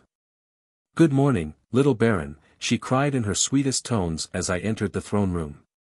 "Didst sleep well last night on the new pelt which Papa sent thee?" I was about to make a reply when Schneebel's hand coming in contact with mine, for we had both removed our gloves in order to shake hands, she uttered a piercing scream. And drawing back stood there blowing her breath on her right palm as she exclaimed, again and again, "Firebrand! Firebrand!" In an instant King Gelidus and a group of his counselors drew near, and, pulling over their gloves, one after the other laid his hand in mine. "Glowing coals," cried his frigid majesty. "Tongue of flame," roared Frostifizz. "Boiling water," groaned Glacier Boy. "Red hot," hissed Icicle. "Thou must leave the palace at once," half pleaded King Gelidus. It would simply be madness for me to permit such a firebrand to remain within the walls of the royal residence. The intense heat of thy body would be sure to melt a hole in its walls ere the sun goes down. The royal counselors again drew off their gloves and laid hands upon poor Bulger, when a second alarm, even wilder than the first, was sent up and we were hastily escorted back to our lodging-house. No doubt, dear friends, you will be somewhat mystified upon reading these words, but the explanation is easy. Owing to worriment and lack of sleep, Bulger and I had awaked in a highly feverish condition. And to the Koltykwerps we had really seemed to be almost on fire, but our fever left us toward night. Hearing which, King Gelidus sent for us and did all in his power to entertain us with song and dance, in both of which, Schneebel was very skilled. Finding that his frigid majesty was in such a rosy humor, if I may be allowed to speak that way of a person whose face was almost as white as the alabaster lamps over his head, I determined to ask him for permission to cleave asunder the icy cell of the little man with the frozen smile, and ascertain if possible from the collar, which, made up apparently of gold and silver coin, was clasped around his neck. To whom he had belonged and where his home had been. No sooner had I proffered my request, than I noticed that the white face of the royal Gelidus parted with its smile and took on a terribly icy look. Methought I could look through the tip of his nose as though an icicle, and methought, too, that his ears shone in the light of the alabaster lamps like sheets of crystal ice. And that his voice as he spoke puffed into my face like the first flakes of a coming snowstorm. I quickly repented me of my rash action. But it was too late, and I determined to stand by it. "Little Baron," spoke royal Gelidus in icy tones, "never a heartbeat in a kingly breast that was purer and colder than mine, freer from the warmth of selfishness, with not a single hot corner for ire or anger to nestle in. Or for weakness or folly to make their hiding places.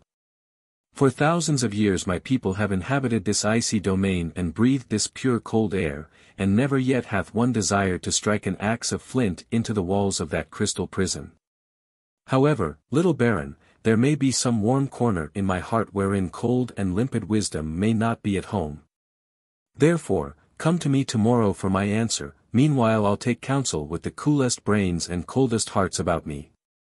If they see no harm in thy request, thou mayst crack open the crystal gates that have for so many centuries shut the man-like creature in his silent cell, and take him forth in order to study the mystic words graven on his collar. But upon the strict condition that in cleaving open his house of crystal my quarry men so apply their wedges of flint as to break the block into 2 equal pieces, that when thou hast read what may be there, the 2 parts be closed upon the little man again, edge fitting edge, like a perfect mold, so exactly that to the eye no sign of line or joint be visible. Dost promise, little Baron, that this shall be as to our royal will? It seems meet that it should be." I promised most solemnly that the crystal cell of the little man with the frozen smile should be opened and closed exactly as his frigid majesty had directed. It would be hard for me to tell you, dear friends, how happy I went to rest that night upon my icy divan, and how as the tiny flame of my alabaster lamp shed its soft glow upon the walls of ice, I lay there turning over in my mind the strange and mysterious pleasure which was soon to fall to my lot when the quarry men of King Gelidus should set their wedges of flint in this glorious block of ice and cleave it asunder. Even Don Fum, master of masters, had never dreamed of receiving a message from the people who lived in the very childhood of the world. And in anticipation already I enjoyed the splendid triumph which would be mine when I came to lecture before learned societies upon the mysterious lettering on the curious collar clasping the neck of the little man with the frozen smile. Imagine my anguish then, dear friends, upon receiving a message from King Gelidus the next day that his counselors had with one voice decreed against the opening of the crystal prison which stood in Schneebel's grotto. I was as if smitten with some sudden and awful ailment. I had never felt until that moment how keen the tooth of disappointment could be. I shivered first with a chill that made me brother to the Colticorpse, and then I burned with a fever so raging that a wild rumor spread through Gelidus' icy domain that I was setting fire to the very walls and roof. With wild outcries, and faces drawn with nameless dread, the subjects of his frigid majesty rushed pell-mell up the wide flights of stairs leading to the palace of ice, and pleaded for the king to show himself. In cold and frigid majesty, Gelidus walked out upon the platform and listened to the prayers of his people. "We shall burn," they cried, "our beautiful homes will fall about our ears. These crystal steps will melt away, and all these fair columns and arches and statues and pedestals will turn to water and empty themselves into the lower caverns of the earth. The great window of our sky will fall with awful crash upon our heads, putting an end forever to this fair domain of crystal splendor. O Gelidus, haste thee, ere it be too late, let the little baron have his way before bitter disappointment transforms his body and limbs into tongues of flame to lick up this magnificent palace in a single night. And dash its 1,000 alabaster lamps to the ground, a heap of sherds, no fragment matching its brother fragment, but all a wretched mass of worthless matter." King Gelidus and his frosty counselors saw that it would be useless to attempt to reason with the people, and therefore turning toward them, he coldly waved his chilly right hand, and with an icy smile spoke frostily as follows. Go, Coltiquerps, to your homes, and be happy. What think you, have I a heated brain, doth my heart steam with foolishness, that you should think me capable of wishing harm to the tiniest Coltiquerp that spins his top of ice in my fair kingdom? Go to your homes, I say. The little Baron is already cooling off, for he hath my full consent to cleave asunder the crystal prison of the little man with the frozen smile. There is nothing be frightened about, my children. So eat hearty suppers and sleep soundly tonight, for my royal word for it, by tomorrow morning the little Baron will cease to be the least bit dangerous to the peace and welfare of our icy kingdom. A cold good night to you all. In a short half-hour the panic-stricken Coltiquerps were all back in their homes again. And when a messenger came from King Gelidus to measure my temperature, he found such a great improvement that he opened his chilly heart and sent me a beautiful present from his treasure house, to wit, a small block of ice. Clearer than any gem I had ever seen, in the heart of which lay a glorious red rose in fullest bloom, each velvet petal opened out eagerly. Upon consulting my diary I found that it was just 6 months to a day since I had left Castle Troomp and the loved ones sheltered by its time-worn tiles. And cold as was the covering of this thrice beautiful child of the upper world, I clasped it to my breast and shed tears. And this was the way it came about, dear friends, that King Gelidus and his frosty counselors were brought to give their consent to my cleaving asunder the icy prison wherein lay the little man with the frozen smile. Chapter 26. Bulger and I had little appetite for the dainty breakfast of stewed sweetbreads which the Coltiquerp set before us the next morning, for I knew, and he half suspected, that something important was going to happen. Being nothing less than the cleaving asunder of the crystal cell which had held the little chimpanzee a prisoner for so many centuries. Walking beside the merry Princess Schneebel, who was delighted to know that his frigid majesty, her father, had at last yielded to my wishes, Bulger and I set out for the beautiful ice grotto. Behind us walked Frostifizz and Glacier Boy with instructions from the king to supervise the cleaving asunder of the block of ice. And after them came 4 of King Gelidus' quarry men, 2 bearing flint axes with helves of polished bone, and 2 carrying the flint wedges to be used in the work. We soon entered Schneebel's grotto, and the task was at once entered upon. It seemed to me I could almost see the little man with the frozen smile wink his eyelids as the quarry men set their wedges in place and began to mark the line of fracture. But, of course, dear friends, you know what an imagination I have, especially when I get worked up over anything. So you must take what I say sometimes with a grain of salt, although as a rule, you may accept my statements with childlike confidence.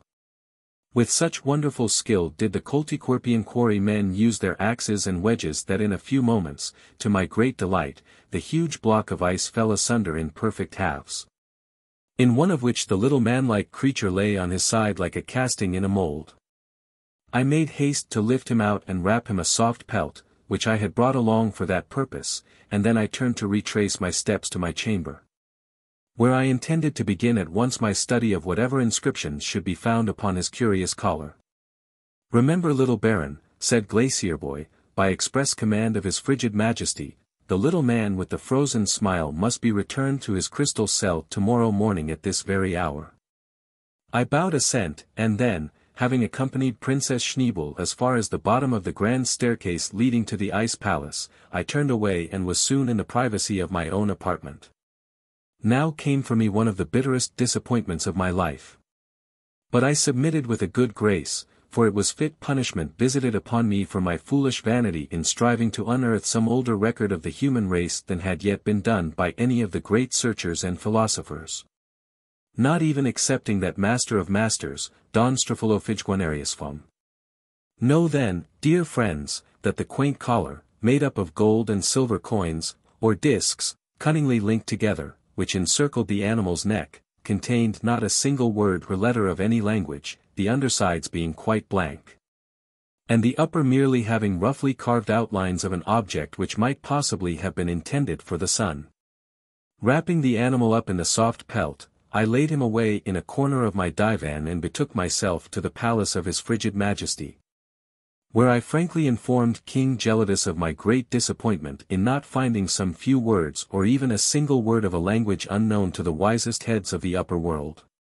Schneebel was so touched by my sadness that, had I not skillfully kept out of her way, I verily believe she would have thrown her arms around my neck and imprinted upon my cheek the kiss which would have made me the king of the Koltykwerps.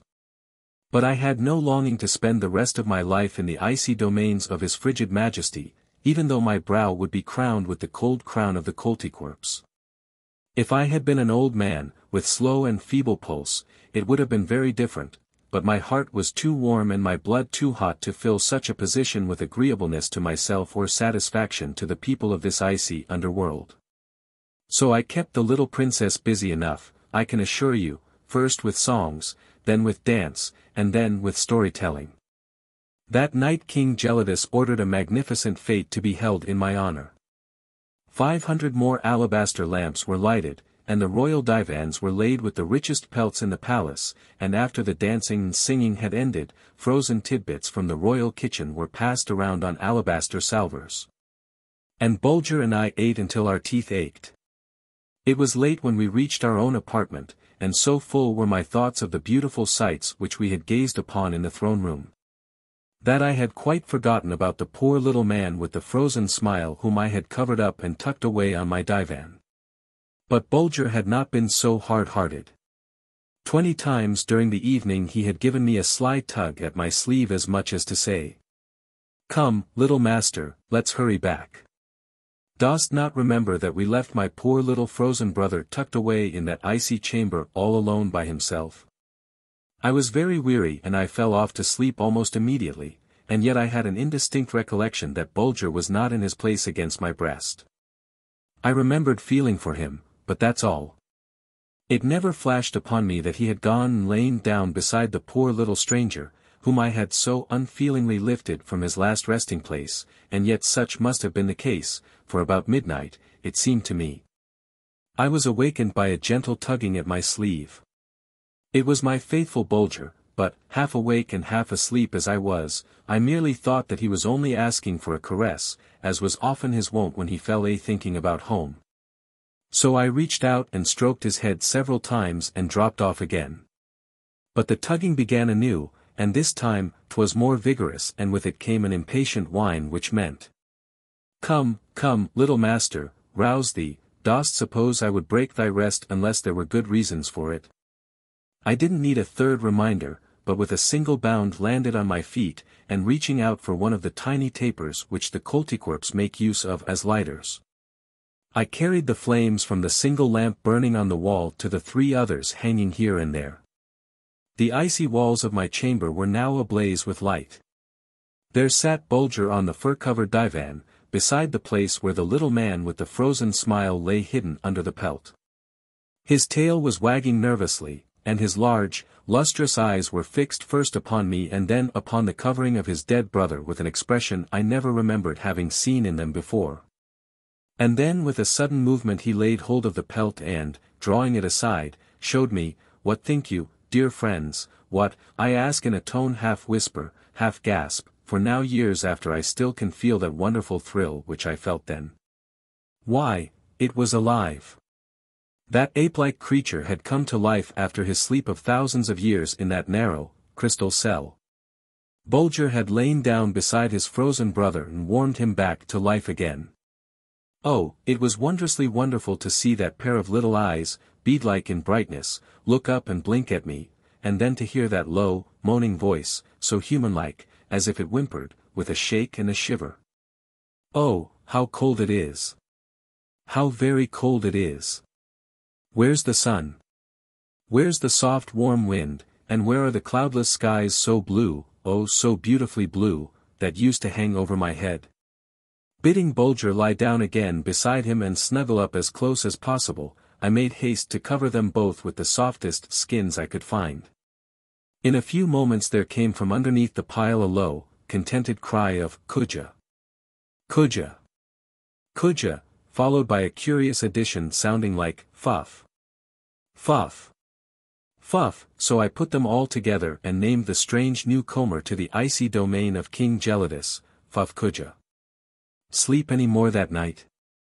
Not a wink. The same joy came over me that I used to feel on Christmas morning long ago when Kris Kringle brought me some wonderful bit of mechanism moved by a secret spring, for I always scorned to accept ordinary toys like ordinary children. And oh, how I longed for the morning, when it would be time for me to bundle up the little man, no longer him with the frozen smile, but Fuffcoojah, the live boy from far away. With his curious little face screwed up into such a funny look, and carry him to the palace. How delighted Schneebel will be! Thought I, and King Gelidus too, how he will unbend from his frigid majesty as he watches the antics of Fuffcoojah, and how pleased all the dignified Koltykwerpians, including even Frostifizz and Glacier Boy, will be when I tell them that the little man with the frozen smile has come to life again. What crowds of Koltykwerps, men, women and children, will rush up the long flights of steps leading to the Ice Palace, begging and entreating King Gelidus to let them have just a little look at Fuffcoojah, the little man set free from his icy cell by the famous traveler, Baron Sebastian von Troomp. Chapter 27. It all turned out just as I had thought it would. The moment it became known that the little man with the frozen smile had actually come to life, the wildest excitement prevailed in every part of the icy domain of his frigid majesty. I was astounded at the change in the actions of the Koltykwerps. They moved more quickly, they talked faster, they made more gestures than I had ever seen them do before. In some cases, you will hardly believe it, dear friends, I actually noticed a faint glow in the cold cheeks of a few of them. I had hoped to be able to bundle Fuffcoojah up warmly and make my escape to the Ice Palace before the people learned of his coming to life, but in vain. When I made my appearance at the door, there was a large crowd of Koltykwerps pushing and pulling in front of my quarters. Most of them were good-natured, and cried out, "Show him to us, little Baron, show us the little man with the frozen smile whom thou hast brought to life. Let us look upon his face." "Nay, nay, Koltykwerps," I exclaimed, "it must not be. His frigid majesty must be the first to look upon Fuffcoojah's face. Room for the noble guest of royal Gelidus. In the name of his frigid majesty give way and let me pass." The Koltykwerps showed no inclination to obey. To such a pitch of excitement had they worked themselves up that only upon seeing Bulger advance upon them with flashing eye and teeth laid bare, did they reach the conclusion that my brave companion was in no mood to be trifled with. Thwarted in their wild desire to get a peep at Fuffcoojah, the Koltykwerps now began to rail at me as I passed them by on my way to the Ice Palace. "Oh ho, Master Magician! Ha, ha, Prince of the Black Art! Boo, boo, little wizard! Have a care, wily necromancer, see to it that thou dost not practice any of thy tricks of enchantment upon us." I was glad when the axe-bearer saw my plight and hurried forward to extricate me from the crowd of angry people. King Gelidus met me at the portal of his ice palace, and at his heels came Princess Schneebel, who could hardly wait for her turn to take a look at the curious living creature which I unwrapped just enough to let her see its nose. The instant Fuffcoojah set eyes upon the sweet face of the Koltykwerpian princess, he stretched out his little arm as a child might to its mother. This sudden show of affection caused Schneebel the liveliest pleasure, and quickly drawing off one of her gloves she reached out and stroked the animal's head, but at the touch of those, to him, icy little fingers he uttered a low wail and drew back underneath the warm pelt in which he was snugly wrapped. Poor Schneebel!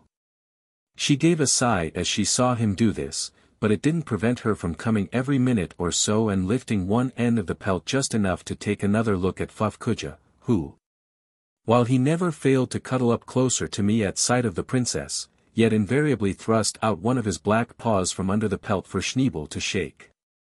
While seated on the divan nearest the throne, I observed that Frostifizz and Glacier Boy were holding a whispered conference with his frigid majesty. At once I guessed the subject of their conversation. Rising to my feet, I made a sign that I wished to address the king, and when he had nodded his head with stern and icy dignity, I began to speak. "You know, dear friends, how eloquent I can be when the mood is upon me. Well, standing there almost upon the steps of King Gelidus' throne of ice, I proceeded to defend myself against the charge of being a master of the black art. I will not tell you all I said, but this was my ending. May it please your frigid majesty. Here beside me stands the only magician in the case, and the only art, the only trick or charm which was exercised by him was that sweet power we call love.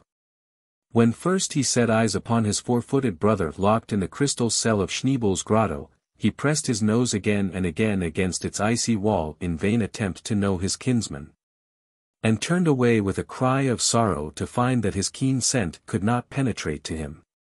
I cannot tell you how great was his joy when I laid Fuffcoojah stiff and stark upon my divan, for I knew not then the scheme ripening in Bulger's mind. But later, all was plain enough. The loving dog leaves his master's breast and carries his true and tender heart over to where Fuffcoojah lies, raises the pelt, crawls in beside him, and presses his warm breast firm and hard against his brother's ice-locked heart, and warms him into life again, then wakes me and tells me what he hath done. This, royal Gelidus and most noble Colticorpse, is the only art that hath been used to bring Fuffcoojah back to life again, and to call it black is to slander the sunshine, rail at the lily, and call the sweet breath of heaven a vile and detestable thing. When I had ended my speech I saw that Schneebel had been weeping, and that several of her tears stopped in their course down her cheeks hung there sparkling like tiny diamonds in the soft light of the alabaster lamps, where the chill air of Gelidus' palace had turned them into ice. And therefore when his frigid majesty said that my words had touched his heart, and bade me ask for a gift from his hand, I said, O cold king of this fair icy domain, let those tears that now hang like tiny jewels on Schneebel's cheeks be brushed into an alabaster box and given to me. I covet no other guerdon. Even if I did not love thee, little baron, cried King Gelidus with an icy smile, I would be persuaded, but loving makes easy believing. Go, Frostifizz, and bid one of the princess's women brush those tiny jewels that hang on Schneebel's cheek into an alabaster cup and bestow them upon the little baron. Scarcely had this been done when Fuffcoojah thrust his head out from under the pelt and, fixing his eyes pleadingly upon me, thrust out his tongue and opened and shut his mouth with a faint, smacking noise. Quick as a flash it dawned upon me that these signs meant that Fuffcoojah was hungry. And then, as I suddenly remembered that the Colticorpse were strictly a meat-eating people, that only meat was to be had in their chill domain, quarried almost like marble itself from nature's great refrigerators, a gasp escaped my lips. And I whispered, "Oh, he must die. He must die." My words had not missed the keen ears of Princess Schneebel. "Speak, little baron," she cried, why, must little Fuffcoojah die? What dost mean by such a saying?" And when King Gelidus and Schneebel had heard me voice my fear that he would die rather than feed on meat, they both became very heavy-hearted. "Poor little Fuffcoojah," moaned the princess, "can it be possible that he must be carried back so soon to his crystal cell in my grotto?" "Bid the master of my meat quarries approach the throne," cried King Gelidus suddenly, in a voice of icy dignity. This important functionary soon made his appearance. Turning to me, the king bade me explain the case to him. This I did in a few words, when, to the great joy of all present, the master of the meat quarries spoke as follows. "Little baron, if that's the only trouble, give thyself no further uneasiness.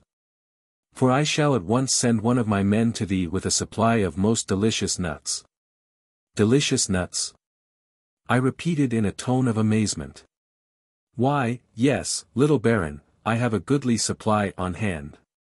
No, then, that hardly a day goes by that my men don't come upon some fine specimen of the family of gnawers, most generally squirrels, in whose cheek pouches we invariably find from 1 to half a dozen dainty nuts stowed away. It has always been my custom to lay these aside, and so I have to inform thee that if Fuffcoojah should live to be 100 years old, I or my successor could guarantee to keep him supplied with food." These words lifted a terrible load off my heart, for now, at least, Fuffcoojah would not die of starvation. For a few days everything went well. The Colticorpse became quite satisfied in their own minds that I had not been practicing the black art in the chilly kingdom of his frigid majesty. And each and every one of them became greatly attached to the curious little creature with the droll little face and droller manner. But it seemed as if we were no sooner out of one trouble than we were plumped into another, for now Fuffcoojah began to object to the attendant selected to look after him by King Gelidus. The man was about 10 degrees too cold-blooded for him, and ere long it was only necessary for the Koltykwerp to approach Fuff, as we called him for short, in order to throw him into convulsions of shivering and to cause him to utter pitiable cries of discontent, which only ceased upon my appearing and comforting him by my caresses. I now set to work to devise some way to make Fuff's life more agreeable to him, for everybody seemed to hold me responsible for his well-being. 10 times a day came messengers from King Gelidus or from Princess Schneebel to ask how he was getting on, and whether we were keeping him warm enough, whether he had all he wanted to eat, whether he had pelts enough on his bed. Nor was it an unusual thing to have a score or more Koltykwerpian mothers call at my quarters during a single day with advice enough to last a month, and therefore was it that, with a view to providing him with a warmer room to sleep in, I ordered a divan fitted up for him in a smaller chamber opening into mine, upon the walls of which I directed half a dozen of the largest lamps to be hung. The consequence was that the walls began to melt, hearing of which, consternation spread throughout the icy domain of his frigid majesty, for to the mind of a Koltykwerp heat powerful enough to melt ice was something terrible. It was like the dread of earthquake shock to us, or the fear of flood or flame. It was something that filled their hearts with such terror that in their dreams they saw the solid walls of the ice palace melt asunder and fall with a crash. They could not bear it, and so King Gelidus put forth the decree that if there were no other way to keep Fuffcoojah alive, then must he die. Hearing this, an awful grief came upon poor Schneebel's heart, for she had learned to love little Fuff very dearly, and it set a knife in her breast to think of losing him. Never, never, she cried, shall I be able to set foot within my grotto if Fuffcoojah is put back into his crystal prison again, with his frozen smile on his face as once used to be. And seeking out her royal father she threw herself at his knees and spoke as follows. O heart of ice! O frigid majesty, let not thy child die of grief. There is an easy way out of all our trouble with dear little Fuffcoojah. Speak, beloved Schneebel, answered King Gelidus, let me hear what it is. Why, cold heart, said the princess, the little baron hath plenty of warmth stored away in his body, he hath enough for both himself and Fuffcoojah into the bargain. Therefore, frigid father, command that a deep, warm hood be made to the little baron's coat, and that Fuffcoojah be placed therein and be borne about by the little baron wherever he goeth. He will soon grow accustomed to the slender burden and note it no more. It shall be as thou wishest, replied the king of the Koltykwerps, and calling his trusty counselor, Glacierboy, he directed him to summon me at once to the throne room. When I heard this terrible order issue from the icy lips of King Gelidus my heart sank within me, and yet I dared not disobey, I dared not murmur, for I it was who had cleft asunder the crystal prison of the little man with the frozen smile. I who had made it possible for Bulger to warm him back to life again. Oh, poor, vain, weak, foolish boy that I had been, what was to become of me now? Chapter 28. Ah, little princess, how easy was it for thee to say that I would soon grow accustomed to the slender burden and note it no more. How prone are we to call light the burdens which we lay upon the shoulders of others for our own benefit. True, Fuffcoojah was not as long as a horse, nor as broad as an ox, and when in accordance with the king's decree the hood had been completed and the little animal was stowed away therein, close against my back so as to get a goodly share of the warmth of my body, it seemed to me that Schneebel was right, that I would soon become accustomed to the load and note it no more. And so it seemed the second and the third day, but not on the fourth. For on that day the little load appeared to have gained somewhat in weight, and although I was quick to feign that it was not so when Princess Schneebel quizzed me saying, There, little baron. Did I not tell thee that thou wouldst soon forget that Fuffcoojah slept upon thy shoulders? Yet in my heart I felt that he really had grown a mite heavier. On the 5th day Bulger and I were bidden to a merrymaking at the Palace of Ice, and as I rose from my divan to betake me thither, methought I was strangely heavy-hearted, and so did Bulger, for he made several efforts to draw a smile or a cheery tone from me, but in vain. Suddenly I realized that there was a weight pressing against my back, no, not a heavy weight, but a weight all the same, and then I whispered to myself, why, if I am going to a merrymaking, I'll cast it off. And then I wakened from my deep abstraction and murmured. How strange that I should have forgotten that Fuffcoojah was in my hood. And so I went to the merrymaking with Fuffcoojah nestled between my shoulders, and the Koltykwerps laughed at the little Baron and his child, as they called him. And drew near and raised the flap and peeped in at the curious creature within the hood, and when Fuffcoojah felt their icy breaths, he buried his nose in the fur and sighed and whimpered. Then, for a moment, when the Princess Schneebel came and sat beside me and praised me for my readiness to carry out her wishes, and thanked me so sweetly for my goodness to her, I forgot all about the little load laid upon me. And I ate the frozen tidbits from the royal kitchen, and laughed and joked with Lords Frostifizz and Glacierboy, just as had been my wont before Gelidus had decreed that Fuffcoojah should make his bed on my shoulders. But when the fete was over and I stepped from the broad portal of the ice palace and looked up at the mighty lens set in the mountainside, through which the moonlight of the outer world was streaming in subdued but glorious splendor, I suddenly felt my legs bend under me, I staggered from right to left, I clutched at shadows, I was, it seemed to me, about to be crushed beneath a terrible burden. I quickened my pace, I broke into a run, I threw my arms into the air as if I would cast off the weight that was smothering me.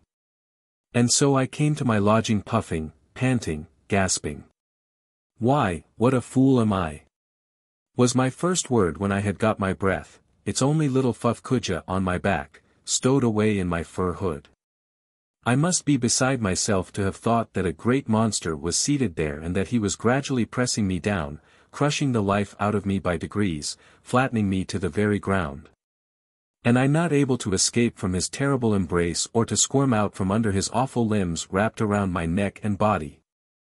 All night long this monster was clinging to me, and urging me to a faster pace, up and down, across and around, I knew not where, on bootless errands, ending only to begin again, on searches after nothing hidden nowhere. Trying 1,000 lids and finding every one locked, returning home only to go forth again, up and away and out on interminable highways vanishing in a point far on ahead. With that grievous burden forever on my shoulders growing heavier and heavier, till it seemed that I must go down with it into the dust. But no, it knew full well that it must not ride me to the death, so when I was ready to drop, it threw off part of its weight to give me courage to begin again. When the morning came my pulse was galloping and my cheeks were on fire. I could feel the blood pounding against my temples, and it was natural that my face should be crimsoned over with the flush of fever. Half in a daze I walked forth toward the grand staircase leading up to the ice palace, when suddenly I was startled by a fearful scream. I halted and looked up, when another and another burst upon my ears. The terrified Koltykwerps were fleeing before me in every direction, shrieking as they fled. Fly, fly, brothers, the little Baron is burning, the little Baron is burning, fly, brothers, fly.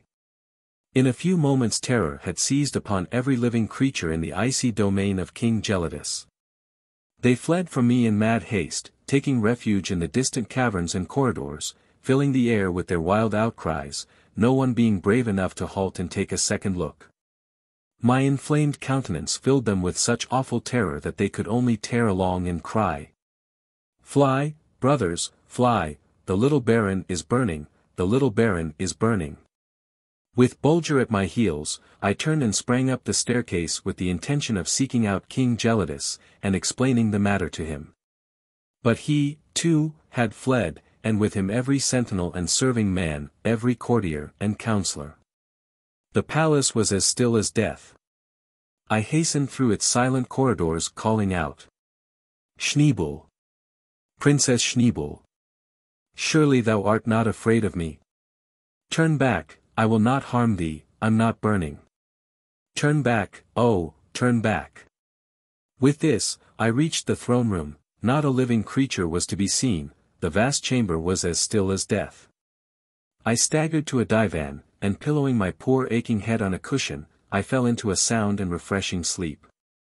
When I awoke, I rubbed my eyes and looked about me, and at first I thought that I was still alone in the great round chamber with its walls of ice. But no, there on the divan sat Schneebel, and she smiled and said in mock displeasure, "Thou art not a very watchful nurse, little Baron, for in thy sleep thou didst squeeze Fuffcoojah so tightly against a cushion, that he crawled out from thy hood and nestled in my arms." "In thy arms, Schneebel?" I exclaimed breathlessly, for I feared for the worst, and springing up I drew aside the soft pelt which she had wrapped around Fuffcoojah, and there he lay, dead. Poor little beast, he had been so happy to crawl into the arms of one he loved so dearly, and had cuddled up closer and closer to her in search of greater warmth, but only to come nearer and nearer to a heart that could not warm him. And so the insidious chill of death, which bringeth sweet and pleasant drowsiness with it, had stole over him and he had died. And Schneebel's tears, freezing as they fell, now showered like a gentle hail of tiny gems upon the little dead beast, no longer Fuffcoojah, but once again the little man with the frozen smile.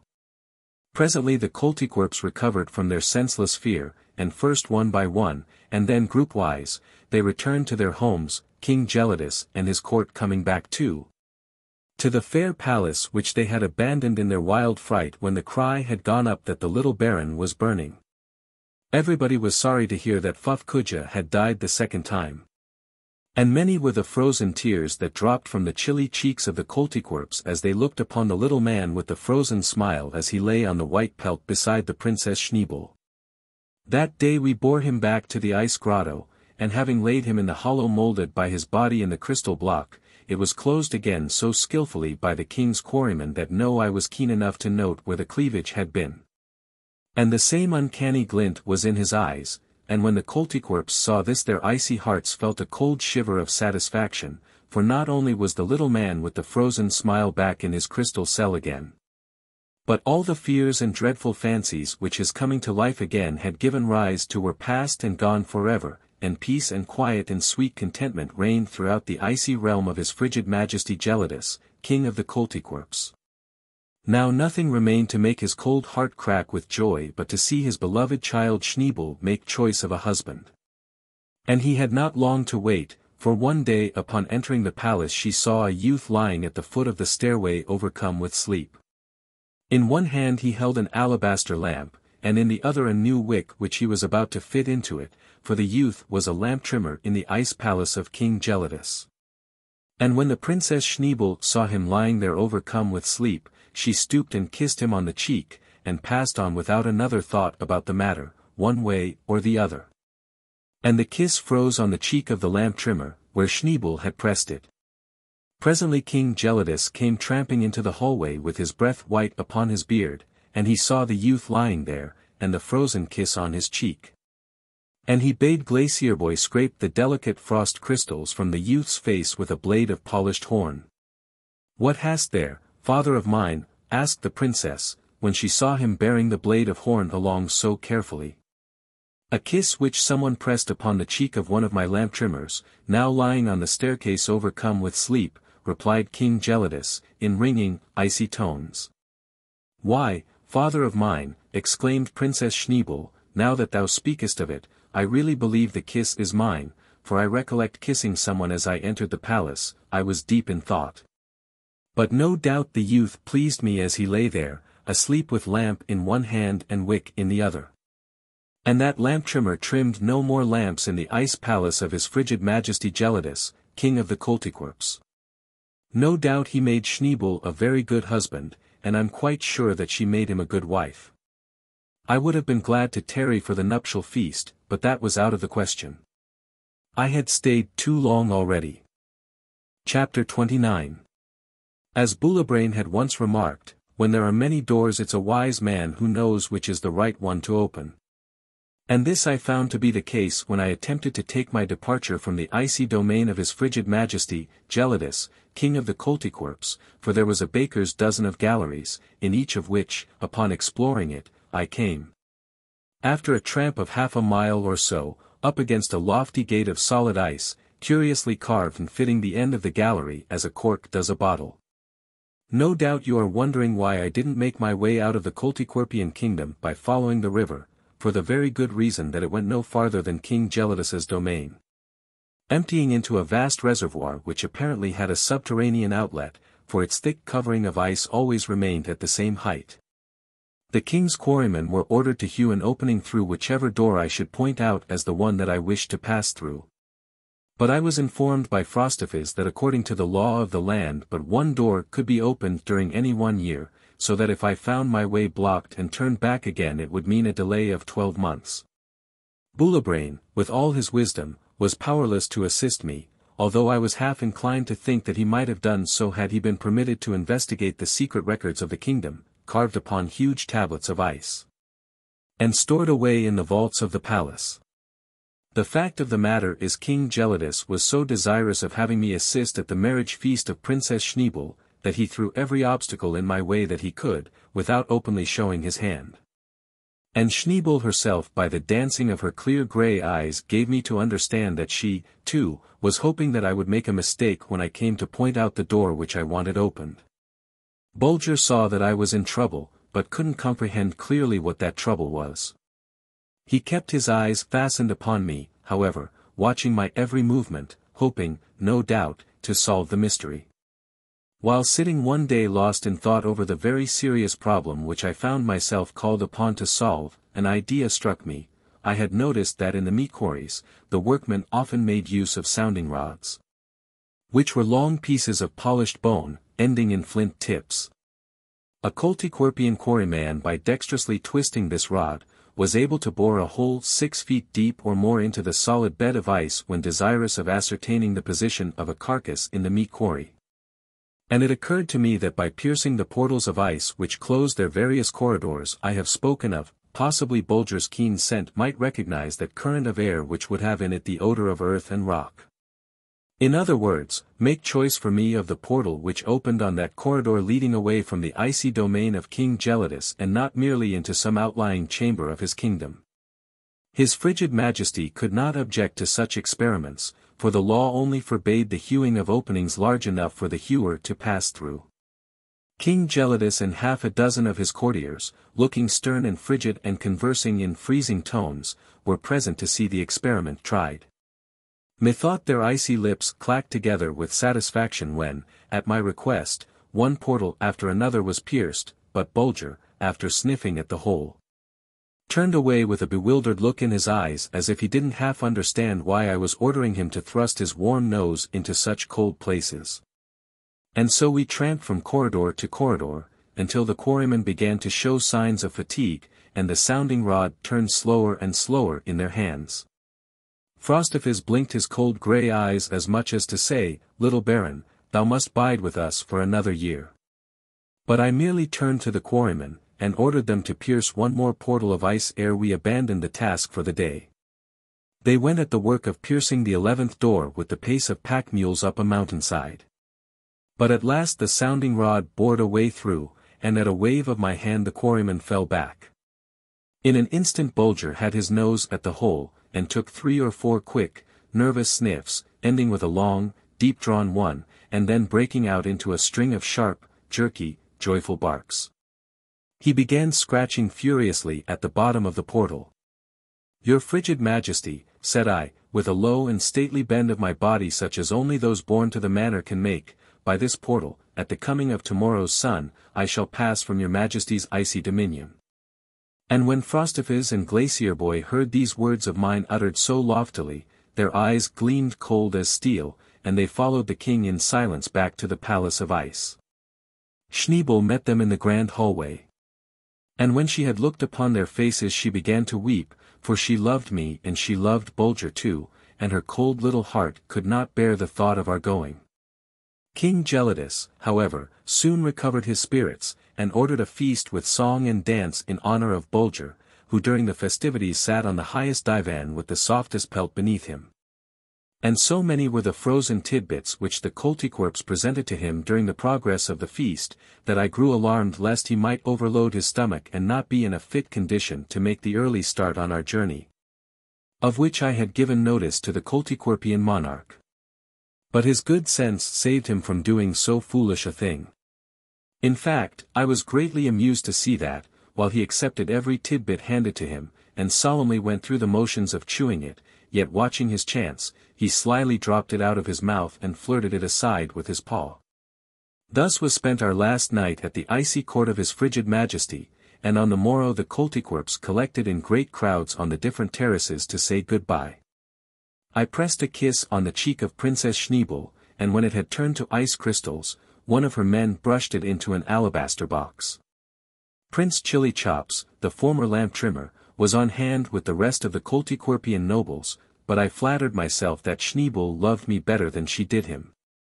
However, I wished him joy, and gripped his cold palm with such warmth that he stood blowing it for a whole minute. When we reached the lofty portal we found that the quarryman had already hewn a passage through it, and nearby I observed a pile of massive blocks of ice, crystal clear. These, when Bulger and I should pass through the opening, were to be used in walling it up again. And when I saw this pile of blocks, and remembered the solid workmanship of the Koltykwerpian quarryman, the thought flitted through my mind, suppose Bulger hath not chosen wisely, what use would there be in turning back? For my own weak hands would be powerless against a wall built of such blocks, and knock I ever so loud, how could the sound ever traverse this long and winding corridor and reach the ear of a Koltykwerp? No, said I to myself, if Bulger hath not chosen wisely, it will be goodbye to both upper and under worlds. And then, bearing an alabaster lamp in one hand and in the other holding the cord which I had tied to Bulger's collar, I stepped through the narrow passage hewn by the quarryman, and turned my back forever on the cold dominion of Gelidus, king of the Koltykwerps. Once I halted and looked back. I could see nothing, but I could hear the sharp click of the flint axes as the quarryman closed up the door that shut me out from so many cold but loving hearts. And then I drew a long breath and went on my way again. And that was the last I ever saw of the Koltykwerps save in day-dream or night vision. Chapter 30. Had my hand at that moment not grasped a cord tied to the neck of my wise and keen-eyed Bulger, I really believe I would have come to a halt, faced about, retraced my steps, and begged the inhabitants of this crystal realm to admit me once more into the cold kingdom where Gelidus held his icy court. For a sudden fit of depression came upon me as the chilly air struck against my cheeks and I saw the deep darkness made visible by the tiny flame of my alabaster lamp. Cold though it might be, I would have sunshine in the icy land of the Koltykwerps, but now how could I tell what fate awaited me? Luckily, I had asked the captain of the meat quarries to allow me to retain one of his sounding rods with its flint point, for I feared lest in descending some icy declivity I might fall and bruise, or even break, a limb. I was determined to advance cautiously along this icy passage, shrouded as it was in impenetrable gloom, and so different from the broad and polished pavement of the marble highway. And hence, hanging the lamp about my neck, I proceeded to make use of the sounding rod as an alpenstock, for which purposes it was admirably adapted. Suddenly Bulger halted, gave a low whine of warning, and turned back. In an instant I knew that there was danger ahead, and letting myself drop on my hands and knees crawled carefully along to make an investigation of the dangerous spot in our route signaled by the watchful Bulger. It was only too true, we stood apparently upon the very edge of a sheer parapet, how high I had no way of ascertaining, but I was unable to reach any bottom with the sounding rod. What was to be done? Turn back. It was not yet too late, the Koltykwerpian quarrymen could not have completed their task in so short a time, they would hear my knock, they would tear down their wall of ice. And Gelidus and Schneebel would welcome us back to their ice palace with a cold, but honest satisfaction. As I sat there plunged in thought, I half unconsciously began to twirl the sounding rod around until I had sunk it half its length into the floor of ice. And then reaching out I encircled Bulger with my arm and drew him up against me as was my wont when preparing for profound meditation. I had scarcely done so when the ice beneath me gave one of those sharp, clear, cracking noises so unlike the sound made by the breaking of any other substance. And thereupon I felt the crystal mass on which Bulger and I were sitting tremble and vibrate for an instant, and then, with a sudden downward cant, break away from the mass behind it and begin to move. Instinctively a sense of my awful peril prompted me to cling to the sounding rod which I had sunk drill-like into the ice. Luckily it was between my legs, and quick as a flash I entwined them around it, assuming a Turkish sitting posture, while my left arm was wrapped tightly around Bulger's body. I don't know how it was done as it was all in an instant. But there I sat now firmly saddled, so to speak, upon that crystal monster's back, as with a creak and a crash it snapped the crystal links which bound it to the wall of ice and plunged headlong down the glassy slope. In my fright I had dropped my lamp, and now the deep gloom of this underworld enwrapped me. But no, it was not so, for as the escaping block of ice creaked and crunched its way along, the two cold crystal surfaces gave forth a weird glimmer of phosphorescent light which made the flying mass seem like a monstrous living thing, out of whose 1,000 eyes were darting tongues of flame as it rushed madly along, now gaining speed upon striking a steeper stretch of way, now fouling with some obstruction and dashing against the rocky sides of the corridor, and sending a shower of crystals sparkling and glittering in the black air. Anon the escaping block comes upon a gentle slope, and with the low music of crushing crystals slips softly along in its flight as if mounted upon runners of polished steel. And then with a sudden dip it glides upon a sharper descent and fairly leaps into the air as it bounds along, hissing over the slippery roadway, and leaving a train of fire behind it. And now it strikes a stretch of way piled here and there with clumps and blocks of ice. With a mad fury it springs upon the lesser ones with a growl of rage, grinding them to powder, which, like showers of icy foam, it hurls upon Bulger and me seated on its back. But some of the blocks resist its terrible onslaught and our mighty steed is hurled from side to side with crash and creak, as it drives its crystal corners fiercely against the jutting rocks, leaving marks of its white flesh on these black heads of adamant. It seems an hour since the crystal monster broke away, and yet ever downward he threads his wild flight, butting, bumping, jostling, veering, staggering along, bearing Bulger and me to the lowest level of the world within a world. Will he never end his mad flight? Is there no way for me to curb him? Must he fly until he has ground his very body to such a thinness that the next obstruction will shatter it into 10,000 pieces, and hurl Bulger and me to death?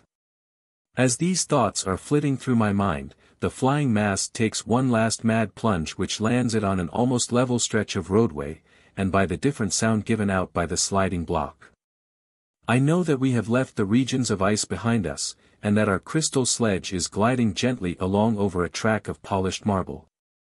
But, mile after mile, it still glides along, gently, softly, silently, and then I dare to think that our lives are saved.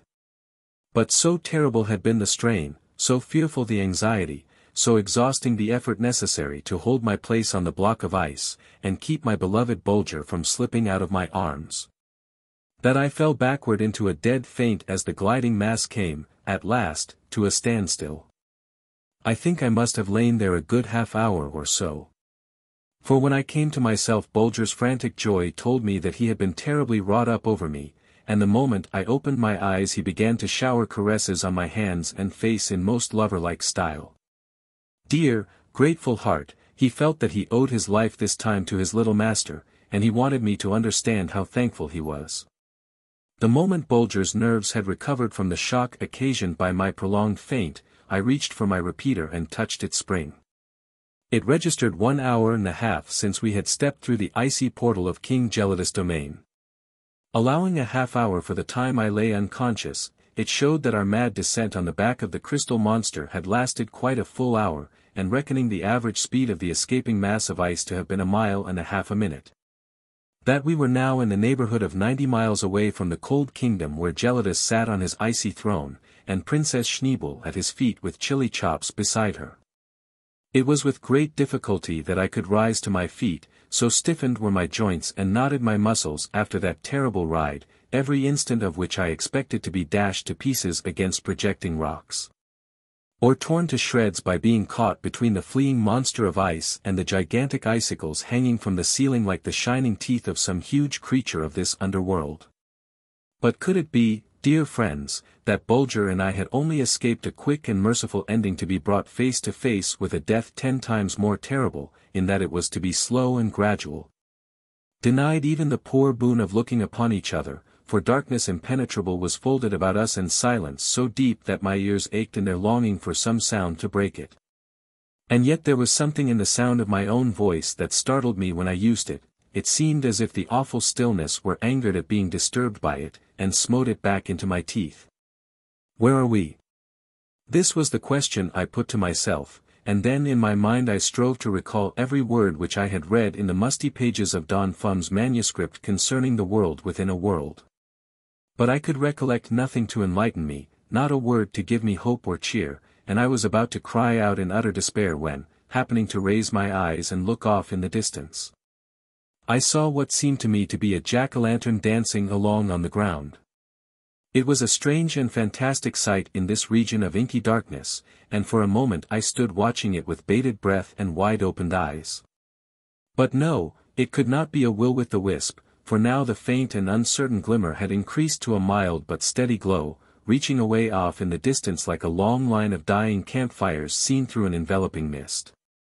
But in a moment's time this wide encircling ring of light had so increased in brightness that it looked for all the world like a break o' day in the land o' sunshine. And here and there where its mild effulgence overcame the darkness of this subterranean region, I caught sight of walls and arches and columns of snow-white marble. And then as I called to mind Don Fum's mysterious reference to sunrise in the lower world, I swung my hat and gave a loud cry of joy, while Bulger waked the echoes of these spacious caverns by his barking. I tell you, dear friends, not until you have been in just such a plight can you know just how such a rescue feels. And now, no doubt, you are a bit anxious to know what sort of a sunrise could possibly take place in this underworld miles below our own. Well, when you have traveled as many miles as I have, and seen as many wonders as I have, you'll be ready to admit that wonders are quite as commonplace itself. Know, then, that this vast region of the world within a world was girt round about by a broad and placid stream whose waters swarmed with vast numbers of gigantic radiate animals, such as polyps, sea urchins, Portuguese men-of-war, sea anemones, and the like. That these transparent creatures, which had the power of emitting light, after lying dormant for 12 hours, gradually unfolded their bodies and tentacles, and rose toward the surface of these calm and limpid waters, increasing by degrees their mysterious radiance, until they had chased the darkness from the vast caverns opening upon the banks of the river, and lighted up this underworld with a soft effulgence somewhat brighter than the rays of our full moon. For 12 hours these weird lanterns of the stream made it day for this nether world, and then, as they gradually shrank together and sank out of sight, their expiring fires glowed with all the multicolored radiance of our fairest twilight. And the night, blacker than Stygian darkness, came back again. But now, 'twas full daylight, and bidding Bulger follow me I walked in silent wonder along the banks of this glowing stream, which, like a band of mysterious fire, as far as my eye could reach went circling around the white marble mouths of these vast underground chambers. Chapter 31. With every turn in the winding way that skirted the white shores of this wonderful stream, its swarms of light-emitting animals lent it a new beauty. For as the day advanced, if I may so express it, they lifted their glowing bodies nearer and nearer to the surface, until now the river shone like molten silver. And as the sheer walls of rock on the opposite bank held set in them vast slabs of mica, the effect was that these gigantic natural mirrors reflected the glowing stream with startling fidelity. And through the flood of soft light in dazzling shimmer against the fantastic portals of the white marble caverns on this side of the stream. It was a scene never to forget, and again I paused in silent wonder to feast my eyes upon some newly discovered beauty. Now, for the first, I noted that every white marble basin of cove and inlet was filled with a different glow, according to the nature of the tiny phosphorescent animals which happened to fill its waters, one being a delicate pink, another a glorious red, the third a deep rich purple, the fourth a soft blue, the fifth a golden yellow, and so on, the charm of each tint being greatly enhanced by the snowy whiteness of these marble basins, through which long lines of curious fish scaled in hues of polished gold and silver swam slowly along, turning up their glorious sides to catch the full splendor of the light reflected from the mica mirrors. And now the chilly breath of King Gelidus' domain no longer filled the air. I stood in the tropics of the underworld, so to speak. And but one thing was lacking to make my enjoyment of this fairy region complete, and that was someone to share it with me. True, Bulger had an idea of its beauty, for he testified his happiness at being once more in a warm land by executing some mad capers for my amusement. And by scampering along the shore of the glowing river and barking at the stately fish as they slowly fanned the water with their many-colored fins. But I must admit that I longed for the Princess Schneebel to keep me company. But it was a rash wish. For the warm air would have thrown her into convulsions of fear, and she would have preferred to meet her death in the cool river rather than attempt to breathe such a fiery atmosphere. By this time I had advanced several miles along the white shores of the glowing stream, and, feeling somewhat fatigued, I was about to sit down on the jutting edge of a natural bench of rock, which seemed almost placed on the river banks by human hands for human forms to rest upon and watch the wonderful play of tints and hues in this wide sweeping inlet, when, to my amazement, I saw that a human creature was already sitting there. His eyes were fixed upon the water, and methought that his face, which was gentle and placid, wore a tired look. Certainly he was plunged into such deep meditation that he either took or feigned to take no notice of my approach. Bulger was inclined to dash forward and attract his attention by a string of ear-splitting barks, but I shook my head. This wanderer along the glowing stream of day wore rather a graceful cloak-like garment, woven of some substance that shimmered in the light, and so I concluded that it must be mineral wool. His head was bare, and so were his legs to the knees, his feet being shod with white metal sandals tied on with what looked like leathern thongs. All in all, he had a friendly though somewhat peculiar look about him, and his attitude struck me as being that of a person either plunged into deep thought, or possibly listening for some anxiously expected signal. At any rate, accustomed as I was to meet all sorts of people on my travels in the four corners of the globe, I determined to make bold enough to interrupt the gentleman's meditations and wish him good morrow. "Whom have I the pleasure of meeting in this beautiful section of the world within a world?" The man looked at me in a dazed sort of way and replied, "I really don't know, I'm happy to say." "But, sir, thy name?" I insisted. "Forgot it years ago," was his remarkable answer. "But surely, sir," I exclaimed rather testily, "thou art not the sole inhabitant of this beautiful underworld, thou hast kinsmen, wife, family." "Aye, gentle stranger," he replied in slow and measured tones, "there are people farther along the shore, and they are good, dear souls, although I have forgotten their names, and I have, too, a very faint recollection that two of those people are sons of mine." "Stop. No, their names are gone from me too, I forgot them the day my own name slipped from my mind." And as he uttered these words he threw his head back with a sudden jerk and I heard a strange click inside of it, as if something had slipped from its place, and that instant a mysterious expression used by that master of masters, Don Fum, flashed through my mind. Rattlebrains. Yes, that was it, and now I felt sure that I was standing in the presence of one of the curious folk inhabiting the world within a world, to whom Don Fum had given the strange name of Rattlebrains, or Happy Forgetters.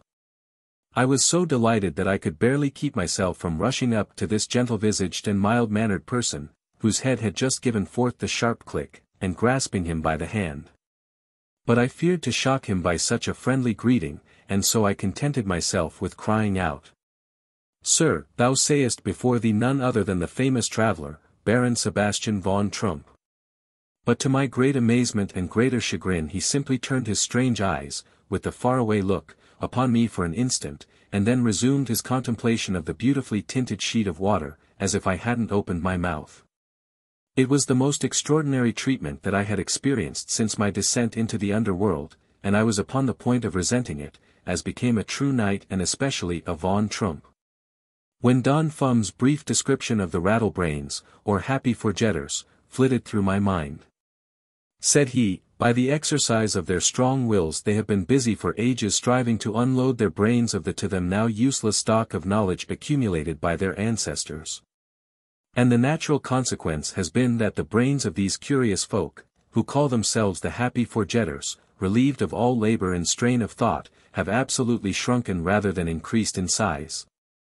So that with many of the Happy Forgetters their brains are like the shriveled kernel of a last year's nut and give forth a sharp click when they move their heads suddenly with a jerk, as is often their wont. For they take great pride in proving to the listener that they deserve the name of Rattlebrain. Nor do I need remind thee, O reader, concluded Don Fum, in his celebrated work on the World Within a World, that the chiefest among the happy forgetters is the man whose head gives forth the loudest and sharpest click. For he it is who has forgotten most. You can have but a faint idea, dear friends, of my delight at the prospect of spending some time among these curious people who look with absolute dread upon knowledge as the one thing necessary to get rid of before happiness can enter the human heart. No joy can equal the happy forgetters when, upon clasping a friend's hand, he finds that he has forgotten his very name. And no day is well spent in this land at the close of which the inhabitant may not exclaim, "This day I succeeded in forgetting something that I knew yesterday." At last the happy forgetter rose from his seat and calmly walked away, without so much as wishing me good day. But I was resolved not to be so easily gotten rid of, so I called after him in a loud voice, and Bulger, following my example, raised a racket at his heels, whereupon he faced about and remarked, "Beg pardon, I had quite forgotten thee. I'm happy to say, and thy name too, I've forgotten that. Let me see, art thou a radiate? One of the animals in the water?" I was more than half inclined to lose my temper at this slur, classing me, a backboned animal, with a mere jellyfish. But under all the circumstances I thought it best to control myself, for I could well imagine that from the size of my head and the utter absence of all click inside of it, I was not destined to be a very welcome visitor among the happy forgetters. And therefore, swallowing my injured feelings, I made a very low bow, and begged this curious gentleman to be kind enough to conduct me to his people, among whom I wished to abide for a few days. Chapter 32.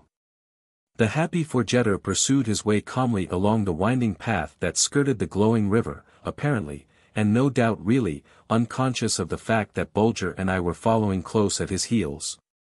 After half an hour or so of this silent tramp, he suddenly came to a standstill, and with his placid countenance turned toward the light seemed to be so far away in thought that for several moments I hesitated to address him. But as there were no signs of his showing any disposition to come to himself, I made bold to ask him the cause of the delay. "I'm happy to say," he remarked, without so much as deigning to turn his head, "that I've forgotten which of these two roads leads to the homes of our people."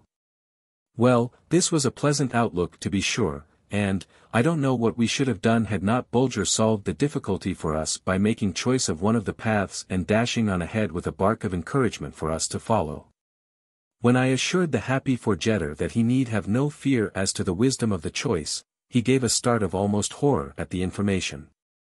For you must know, dear friends, that the happy forgetter has more dread of knowledge than we have of ignorance. To him it is the mother of all discontent, the source of all unhappiness, the cause of all the dreadful ills that have come upon the world, and the people in it. "The world," said one of the happy forgetters to me sadly, "was perfectly happy once, and man had no name for his brother, and yet he loved him even as the turtle-dove loves his mate, although he has no names to call her by. But, alas, one day this happiness came to an end, for a strange malady broke out among the people. They were seized with a wild desire to invent names for things, even many names for the same thing, and different ways of doing the same thing. This strange passion so grew upon them that they spent their lives in making them in every possible way harder to live. They built different roads to the same place, they made different clothes for different days, and different dishes for different feasts. To each child they gave 2, 3, and even 4 different names. And different shoes were fashioned for different feet, and one family was no longer satisfied with one drinking gourd. Did they stop here? Nay, they now busied themselves learning how to make different faces to different friends, covering a frown with a smile, and singing gay songs when their hearts were sad. In a few centuries a brother could no longer read a brother's face, and one half the world went about wondering what the other half was thinking about, hence arose misunderstandings, quarrels, feuds, warfare. Man was no longer content to dwell with his fellow man in the spacious caverns which kind nature had hollowed out for him, piercing the mountains with winding passages beside which his narrow streets dwindled to merest pathways. In the land of the happy forgetter's care never comes to trouble sleep, nor anxious thought to wear the dread mask of tomorrow. Happy the day on which this child of nature might exclaim, "Since morn I've forgotten something. I've unloaded my mind. It's one thought lighter than it was." He was the happiest of the happy forgetters who could honestly say, "I know not thy name, nor when thou wast born, not where thou dwellest, nor who thy kinsmen are. I only know that thou art my brother, and that thou wilt not see me suffer if I should forget to eat, or perish of thirst if I forget to drink, and that thou wilt bid me close my eyes if I should forget that I had laid me down to sleep." Bulger's and my arrival in the land of the happy forgetters filled the hearts of these curious folk with secret dread. At sight of my large head they all began to tremble like children in the dark, stricken with fear of bogey or goblin, and with one voice they refused to permit me to sojourn a single brief half-hour among them. But gradually this sudden terror passed off a bit, and after a council held by a few of the younger men, whose brains as yet completely filled their heads, it was determined that I might bide for another day in their land. But that then the revolving door should be opened, and Bulger and I be thrust outside of their domain. From what Don Fum had written about the happy forgetters, I knew only too well that it would be useless for me to attempt to reverse this decree, so I held my peace, except to thank them for this great favor shown me. The daylight, if I may call it so, now began to wane, or rather the thousands of light-giving creatures swarming in the river now began to draw in their long tentacles, close their flower-like bodies, and slowly sink to the bottom of the stream. I was quite anxious to see whether the happy forgetters would make any attempt to light up their cavernous homes, or whether they would simply creep off to bed and sleep out the long hours of pitchy darkness. To my surprise, I now heard the clicking of flints on all sides, and in a moment or so 1,000 or more great candles made of mineral wax with asbestos wicks were lighted. And the great chambers of white marble were soon aglow with these soft and steady flames. The happy forgetters were strictly vegetable eaters, feeding upon the various fungus plants growing in these caverns in great profusion, together with a very nutritious and pleasant-tasting jelly made from a hardened gum of vegetable origin which abounded in the crevices of certain rocks. There was still another source of food, namely, the nests of certain shellfish, which they built against the face of the rock, just above the surface of the river. These dissolved in boiling water made an excellent broth, very much like the soup from edible birds' nests. The clothes worn by the happy forgetters were entirely woven from mineral wool, which in these caverns gave a long and strong fiber of astonishing softness. The rattlebrains were tolerably good metal workers too, but contented themselves with fashioning only such articles as were actually necessary for daily use. Their beds were stuffed with dried seaweed and lichens, and Bulger and I passed a very comfortable night.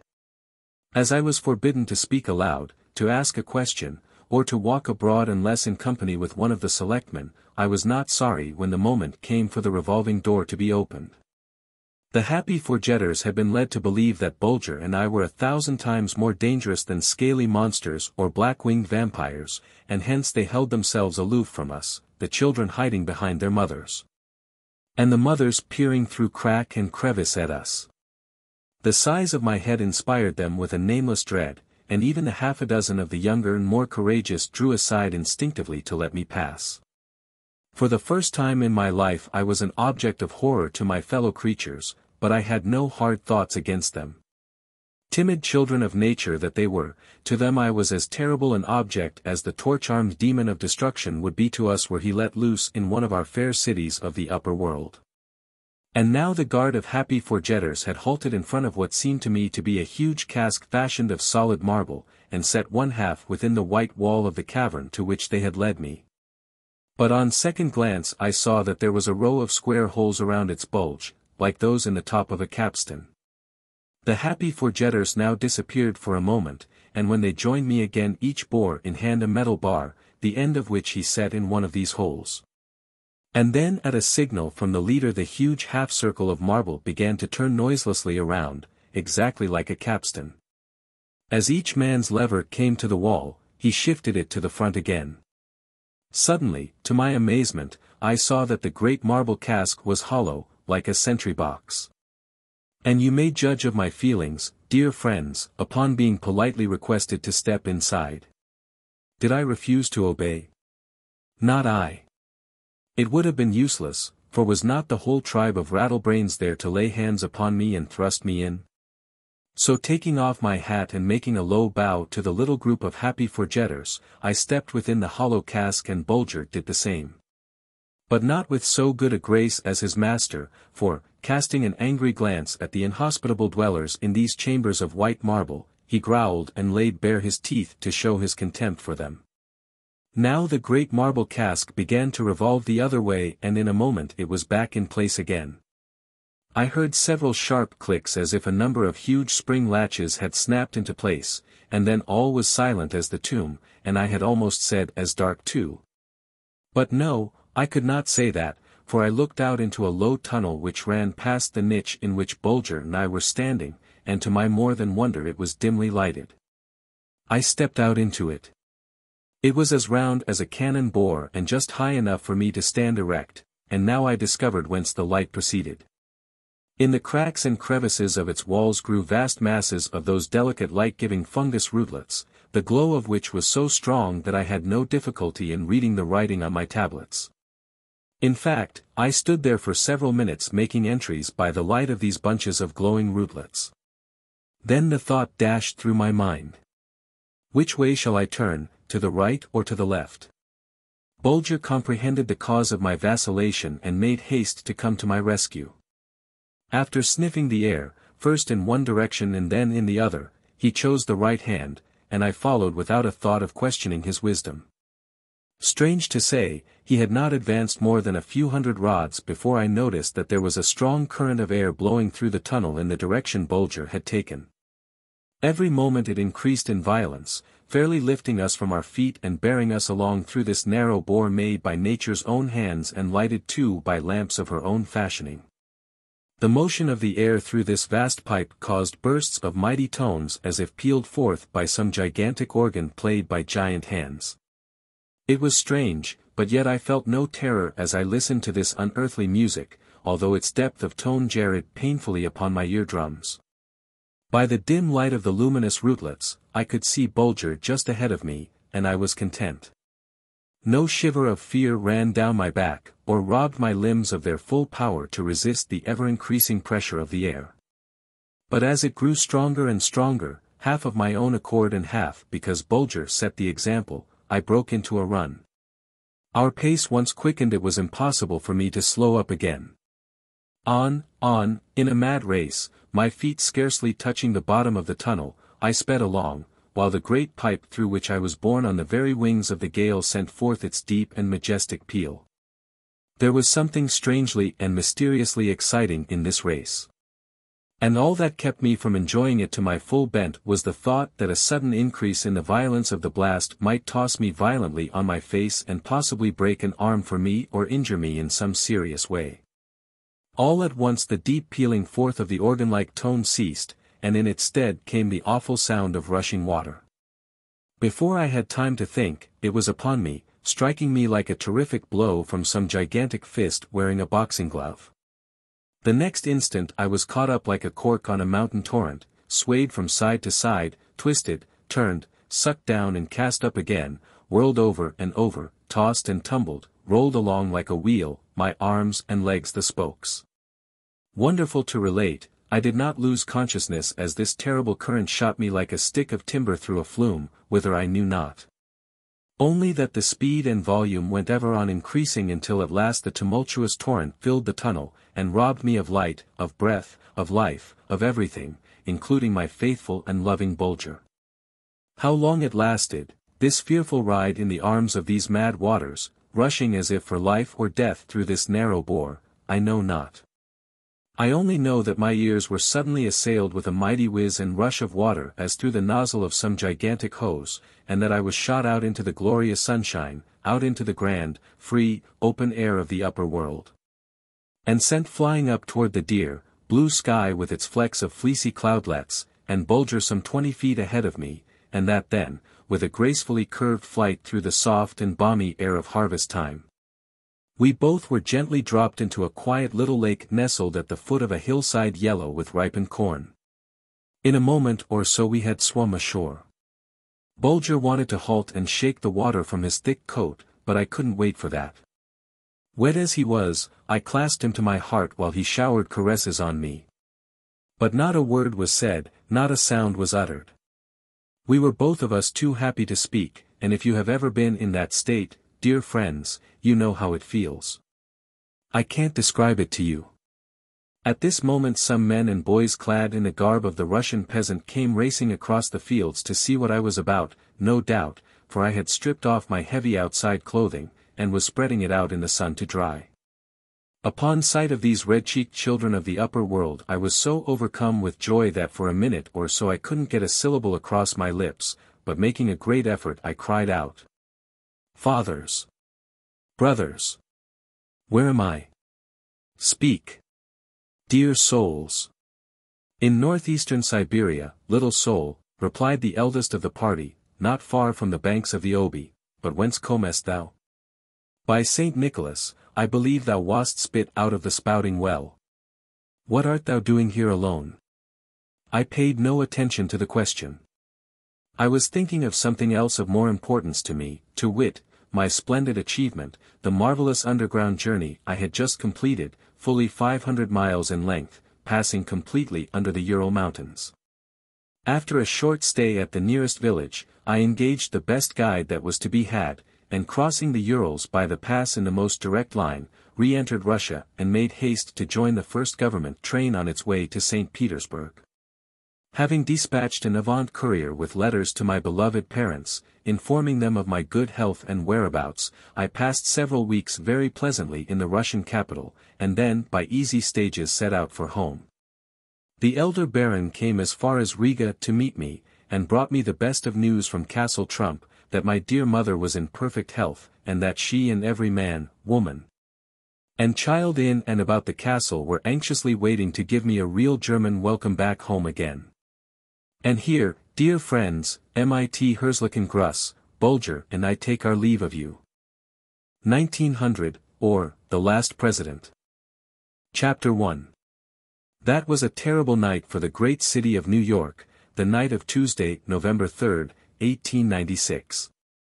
The city staggered under the blow like a huge ocean liner which plunges, full speed, with terrific crash into a mighty iceberg, and recoils shattered and trembling like an aspen. The people were gathered, light-hearted and confident, at the evening meal, when the news burst upon them. It was like a thunderbolt out of an azure sky. Altgeld holds Illinois hard and fast in the Democratic line. This elects Bryan President of the United States.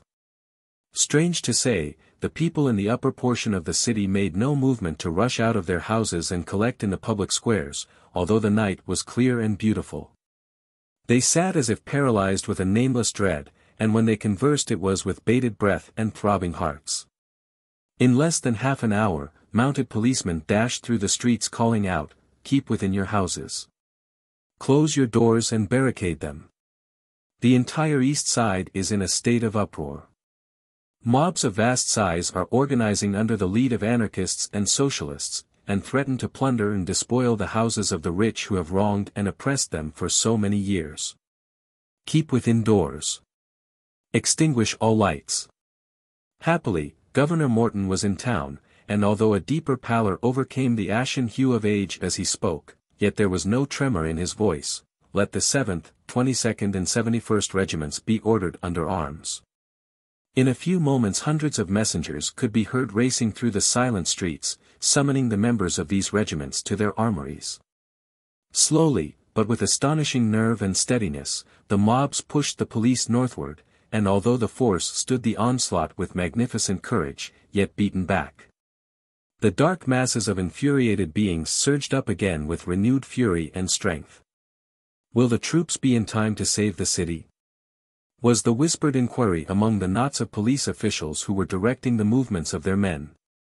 About 9 o'clock, with deafening outcries, the mob, like a four-headed monster breathing fire and flame, raced, tore, burst, raged into Union Square. The police force was exhausted, but their front was still like a wall of stone, save that it was movable. The mob crowded it steadily to the north, while the air quivered and was rent with mad vociferations of the victors. Bryan is elected. Bryan is elected. Our day has come at last. Down with our oppressors. Death to the rich man. Death to the gold bugs. Death to the capitalists.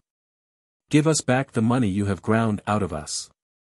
Give us back the marrow of our bones which you have used to grease the wheels of your chariots. The police force was now almost helpless. The men still used their sticks, but the blows were ineffectual, and only served to increase the rage of the vast hordes now advancing upon Madison Square. The Fifth Avenue Hotel will be the first to feel the fury of the mob. Would the troops be in time to save it? A half cheer, a half cry of joy goes up. It is inarticulate. Men draw a long breath, women drop upon their knees and strain their eyes. They can hear something, but they cannot see as yet, for the gas houses and electric plants had been destroyed by the mob early in the evening. They preferred to fight in the dark, or by the flames of rich men's abodes. Again a cheer goes up, louder and clearer this time, followed by cries of, "They're coming, they're coming." Yes, they were coming, the 22nd down Broadway, the 7th down Madison Avenue, both on the double quick. In a moment or so there were a few bugle calls, and a few spoken commands rang out clear and sharp, and then the two regiments stretched across the entire square, literally from wall to wall, in line of battle. The mob was upon them. Would this slender line of troops, could it hold such a mighty mass of men in check? The answer was a deafening discharge of firearms, a terrific crack, such as some thunderbolts make when they explode. A wall of fire blazed across the square. Again and again it blazed forth. The mob halted, stood fast, wavered, fell back, advanced again.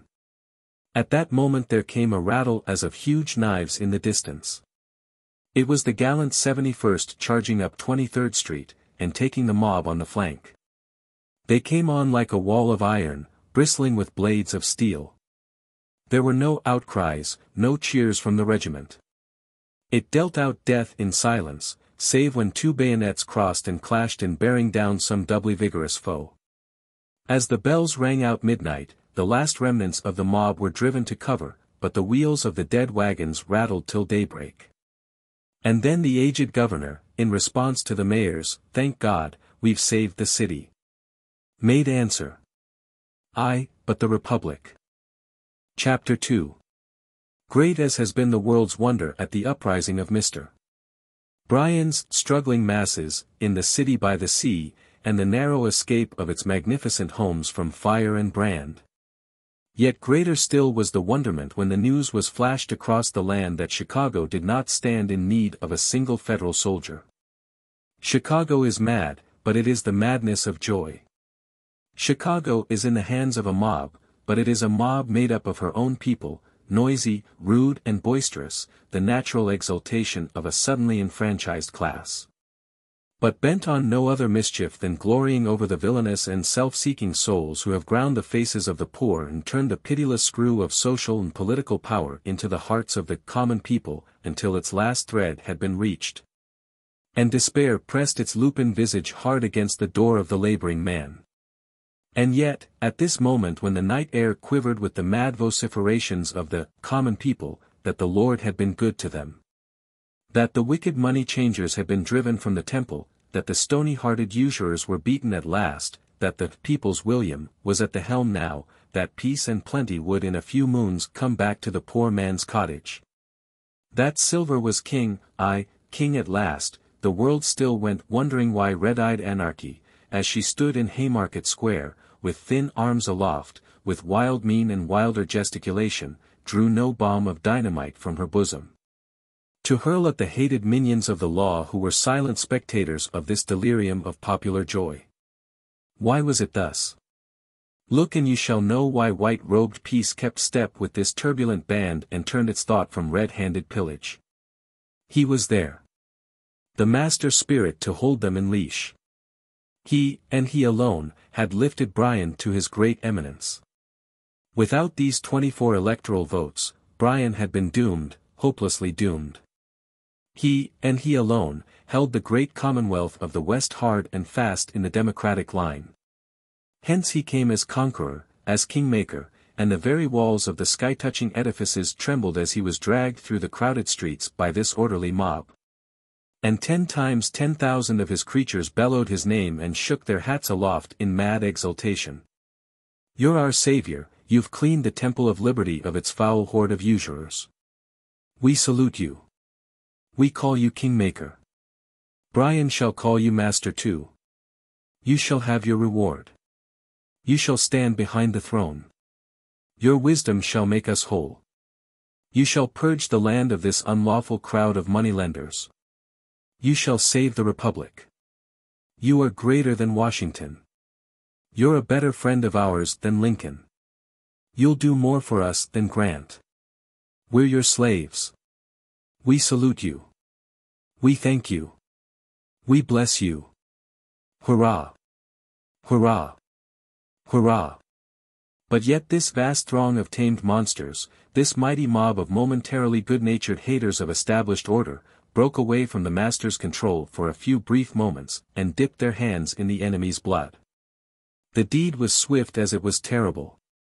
There were but 4 of them, unarmed, on pleasure bent. At sight of these men, 1,000 throats belched out a deep and awful growl of hatred. They were brave men, and backed against the wall to die like brave men, stricken down, beaten, torn, trampled, dragged. It was quick work. They had faced howling savages in the far west, painted monsters in human form, but never had they heard such yells leave the throats of men.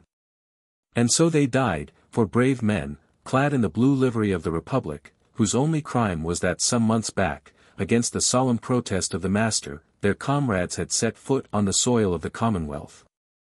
And saved the metropolis of the West from the hands of this same mob.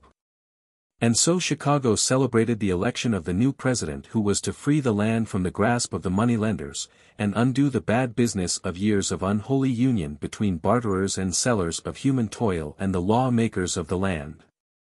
Throughout the length and breadth of the South, and beyond the Great Divide, the news struck hamlet and village like the glad tidings of a new evangel, almost as potent for human happiness as the heavenly message of 2,000 years ago.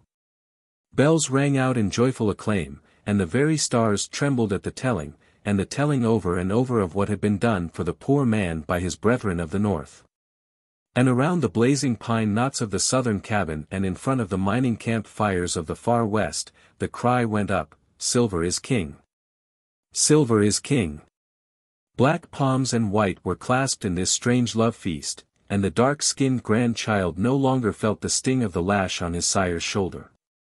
All was peace and goodwill, for the people were at last victorious over their enemies who had taxed and tithed them into a very living death. Now the labor would not only be worthy of his hire, but it would be paid to him in a people's dollar, for the people's good, and now the rich man's coffers would be made to yield up their ill-gotten gain. And the sun would look upon this broad and fair land, and find no man without a market for the product of his labors. Henceforth, the rich man should, as was right and proper, pay a royal sum for the privilege of his happiness, and take the nation's taxes on his broad shoulders, where they belong. Chapter 3. The pens of many writers would not suffice to describe with anything like historical fullness and precision, the wild scenes of excitement which, on the morning after Election Day, burst forth on the floors of the various exchanges throughout the Union. The larger and more important the money center, the deeper, blacker and heavier the despair which sank upon them after the violent ebullitions of protest, defiance and execration had subsided. With some, it seemed that visions of their swift but sure impoverishment only served to transform the dark and dismal drama of revolution and disintegration into a side-splitting farce. And they greeted the prospective loss of their millions with loud guffaws and indescribable antics of horseplay and unseemly mirth. As the day wore on, the news became worse and worse. It was only too apparent that the House of Representatives of the 55th Congress would be controlled by the combined vote of the Populists and Free Silver men. While the wild joy with which the entire South welcomed the election of Bryan and Sewell left little doubt in the minds of the Northern people that the Southern senators would, to a man, range themselves on the administration side of the great conflict into which the Republic was soon to be precipitated. Add to these the 20 senators of the Free Silver states of the North, and the new president would have the Congress of the Republic at his back. There would be nothing to stand between him and the realization of those schemes which an exuberant fancy, untamed by the hand of experience, and scornful of the leading strings of wisdom, can conjure up. Did we say nothing? Nay, not so. For the Supreme Court was still there. And yet Justice Field had come fully up to the 80th milestone in the journey of life, and Justice Gray was nearly 70, while one or two other members of this high court of judicature held to their lives with feeble grasp. Even in due and orderly course of events, why might there not come vacancies and then? In spite of the nameless dread that rested upon so many of our people, and chilled the very blood of the country's industries, the new year '97 came hopefully, serenely, almost defiantly in. There was an indescribable something in the air, a spirit of political devil-me-care, a feeling that the old order had passed away and that the Republic had entered into the womb of time and been born again. This sentiment began to give outward and visible signs of its existence and growth in the remote agricultural districts of the South and Far West. They threw aside their working implements, loitered about, gathered in groups, and the words Washington, White House, Silver, Bryan, offices, 2 for 1, the South's day, reign of the common people, taxes, incomes, year of jubilee, free coinage. Wall Street, Altgeld, Tillman, Peffer, Coxey, were whispered in a mysterious way with head noddings and pursing up of mouths. As January wore away and February, slipping by, brought Bryan's inauguration nearer and nearer, the groups melted into groups. And it was only too apparent that from a dozen different points in the South and Northwest, Coxey armies were forming for an advance on Washington. In some instances they were well clad and well provisioned. In others, they were little better than great bands of hungry and restless men, demoralized by idleness and wrought up to a strange degree of mental excitement by the extravagant harangues of their leaders, who were animated with but one thought.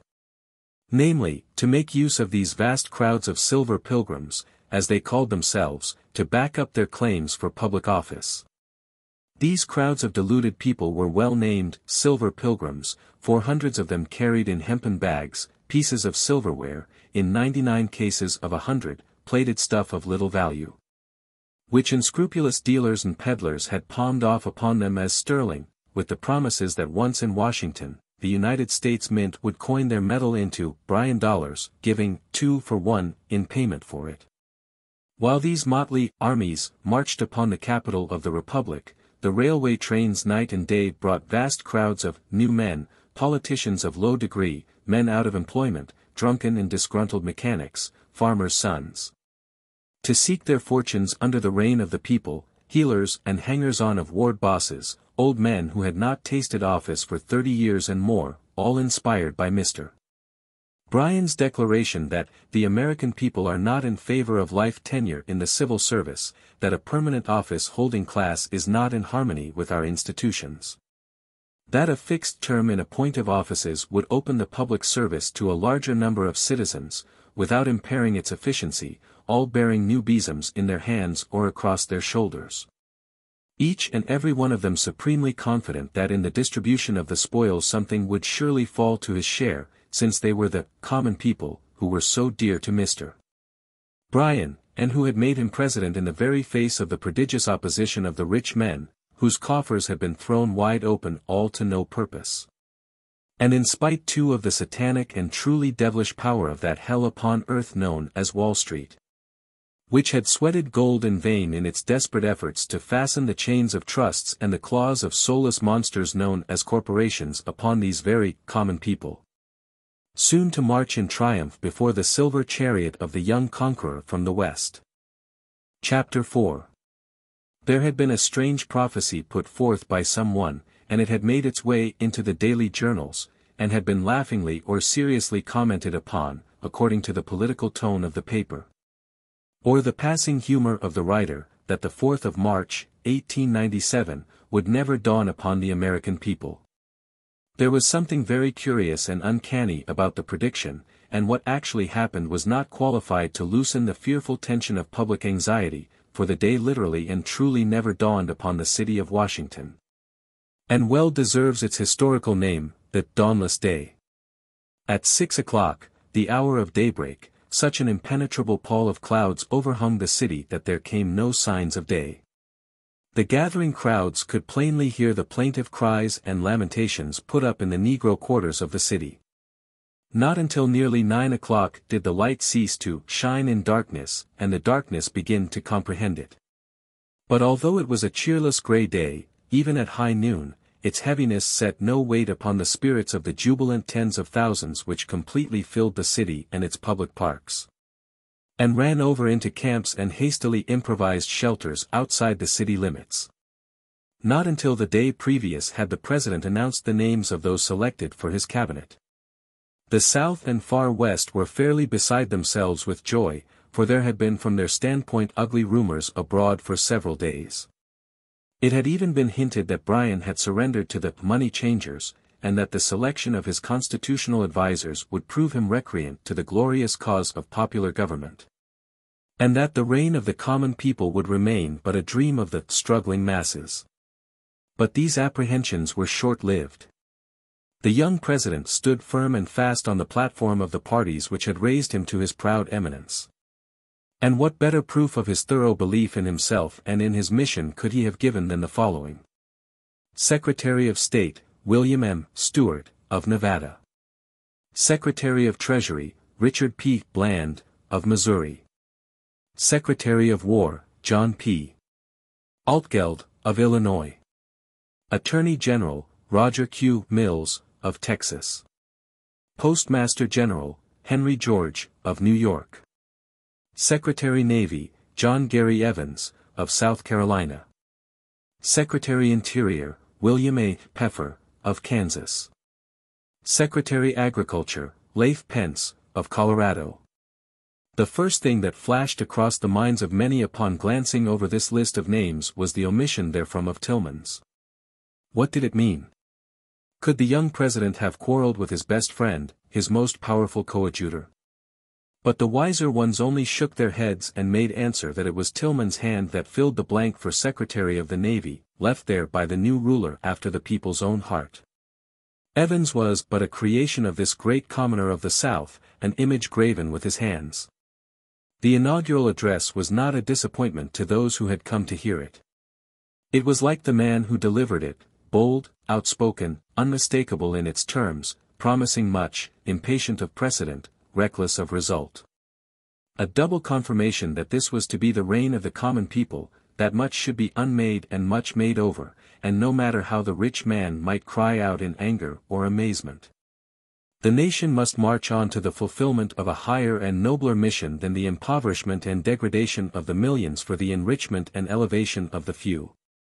Scarcely had the young president, his large eyes filled with a strange light, and his smooth, hairless visage radiant as a cloudless sky, his wife's arm twined around his, and their hands linked in those of their children, passed within the lofty portal of the White House, then he threw himself into a chair, and seizing a sheet of official paper penned the following order, and directed its immediate promulgation.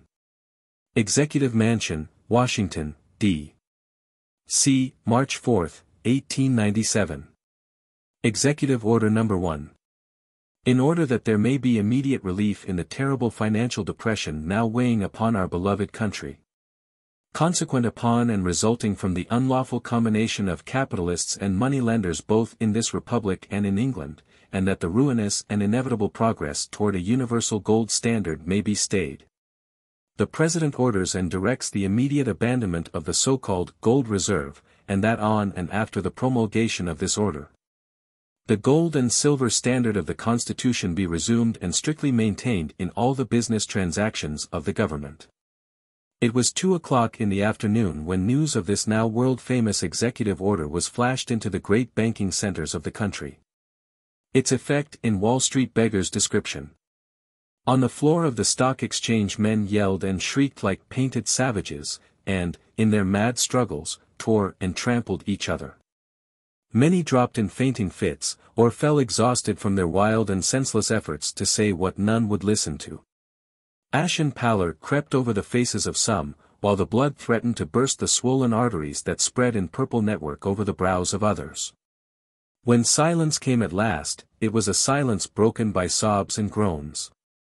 Some wept, while others stood dumbstricken as if it was all a bad dream, and they were awaiting the return of their poor distraught senses to set them right again.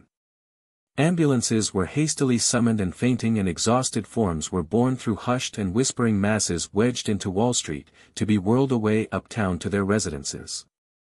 There to come into full possession of their senses only to cry out in their anguish that ruin, black ruin, stared them in the face if this news from Washington should prove true. Chapter 5. By proclamation bearing date the 5th day of March 1897, the President summoned both Houses of Congress to convene in extraordinary session for the consideration of the general welfare of the United States, and to take such action as might seem necessary and expedient to them on certain measures which he should recommend to their consideration, measures of vital import to the welfare and happiness of the people, if not to the very existence of the Union and the continuance of their enjoyment of the liberties achieved by the fathers of the Republic. While awaiting the day set for the coming together of the Congress, the great friend of the common people came suddenly face to face with the first serious business of his administration. 50,000 people tramped the streets of Washington without bread or shelter. Many had come in quest of office, lured on by the solemn pronouncement of their candidate that there should be at once a clean sweep of these barnacles of the ship of state, and so complete had been their confidence in their glorious young captain, that they had literally failed to provide themselves with either purse or scrip or shoes, and now stood hungry and footsore at his gate, begging for a crust of bread. But most of those making up this vast multitude were the unarmed warriors of peaceful armies, like the one once led by the redoubtable Coxey. Decoyed from farm and hamlet and plantation by some nameless longing to go forth, to stand in the presence of this new savior of society, whose advent to power was to bring them double pay for all their toil. While on the march all had gone well, for their brethren had opened their hearts and their houses as these, unarmed warriors, had marched with flying banners and loud huzzas through the various towns on the route. But now the holiday was over, they were far from their homes, they were in danger of perishing from hunger. What was to be done? "They are our people," said the President, "their love of country has undone them. The nation must not let them suffer, for they are its hope and its shield in the hour of war, and its glory and its refuge in times of peace. They are the common people for whose benefit this republic was established. The kings of the earth may desert them, I never shall." The Secretary of War was directed to establish camps in the parks and suburbs of the city and to issue rations and blankets to these luckless wanderers until the government could provide for their transportation back to their homes.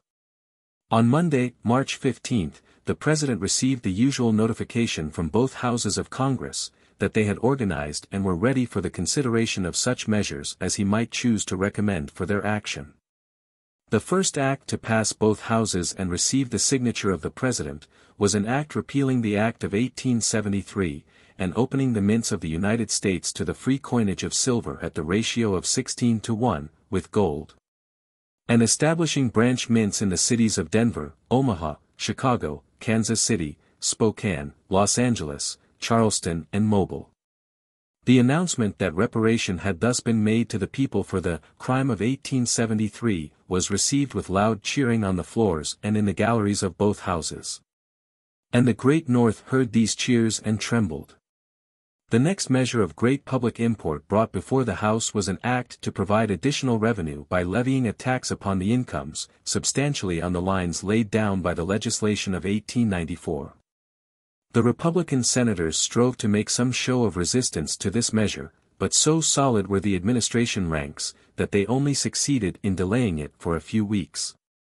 This first skirmish with the enemy, however, brought the President and his followers to a realizing sense that not only must the Senate be shorn of its power to block the new movement of regeneration and reform by the adoption of rules cutting off prolonged debate, but that the new dispensation must at once proceed to increase its senatorial representation, for who could tell what moment some one of the northern silver states might not slip away from its allegiance to the friend of the common people.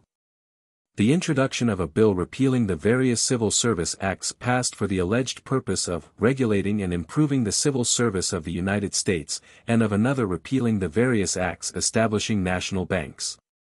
and substituting United States notes for all national bank notes based upon interest-bearing bonds, opened the eyes of the Republican opposition to the fact that the president and his party were possessed of the courage of their convictions, and were determined, come good report or evil report, to wipe all conflicting legislation from the statute books.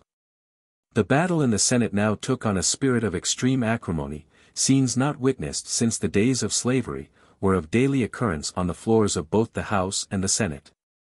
Threats of secession came openly from the North only to be met with the jeers and laughter of the Silver and Populist members. "We're in the saddle at last," exclaimed a Southern member, "and we intend to ride on to victory." The introduction of bills for the admission of New Mexico and Arizona, and for the division of Texas into two states to be called East Texas and West Texas, although each of these measures was strictly within the letter of the Constitution, fell among the members of the Republican opposition like a torch in a house of tinder. There was fire at once, and the blaze of party spirit leapt to such dangerous heights that the whole nation looked on in consternation. Was the Union about to go up in a great conflagration and leave behind it but the ashes and charred pedestals of its greatness? "We are the people," wrote the President in lines of dignity and calmness. "We are the people, and what we do under the holy sanction of law. And there is no one so powerful or so bold as to dare to say we do not do well in lifting off the nation's shoulders the grievous and unlawful burdens which preceding Congresses have placed upon them." And so the long session of the 55th Congress was entered upon, fated to last through summer heat and autumn chill, and until winter came again and the Constitution itself set limits to its lasting. And when that day came, and its speaker, amid a wild tumult of cheers, arose to declare it ended not by their will, but by the law of the land, he said, "The glorious revolution is in its brightest bud. Since the President called upon us to convene in last March, we have with the strong blade of public indignation, and with a full sense of our responsibility, erased from the statute books the marks of our country's shame and our people's subjugation. Liberty cannot die. There remains much to be done in the way of building up. Let us take heart and push on. On Monday, the regular session of this Congress will begin. We must greet our loved ones from the distance. We have no time to go home and embrace them." Chapter 6. When a Republican member of the House arose to move the usual adjournment for the holidays, there was a storm of hisses and cries of "No, no." Said the leader of the House, amid deafening plaudits, "We are the servants of the people. Our work is not yet complete.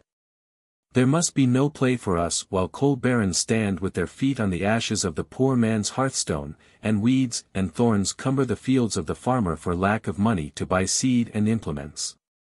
There must be no play for us while railway magnates press from the pockets of the laboring man 6 and 8% return on thrice-watered stocks, and rapacious landlords, enriched by inheritance, grind the faces of the poor. There must be no play for us while enemies of the humankind are, by means of trust and combination and corners, engaged in drawing their unholy millions from the very life-blood of the nation, paralyzing its best efforts and setting the blight of intemperance and indifference upon it, by making life but one long struggle for existence, without a gleam of rest and comfort in old age. No, Mr. Speaker, we must not adjourn, but by our efforts in these halls of legislation let the nation know that we are at work for its emancipation. And by these means let the monopolists and money changers be brought to a realizing sense that the reign of the common people has really been entered upon, and then the bells will ring out a happier, gladder new year than has ever dawned upon this republic." The opposition fairly quailed before the vigor and earnestness of the new dispensation.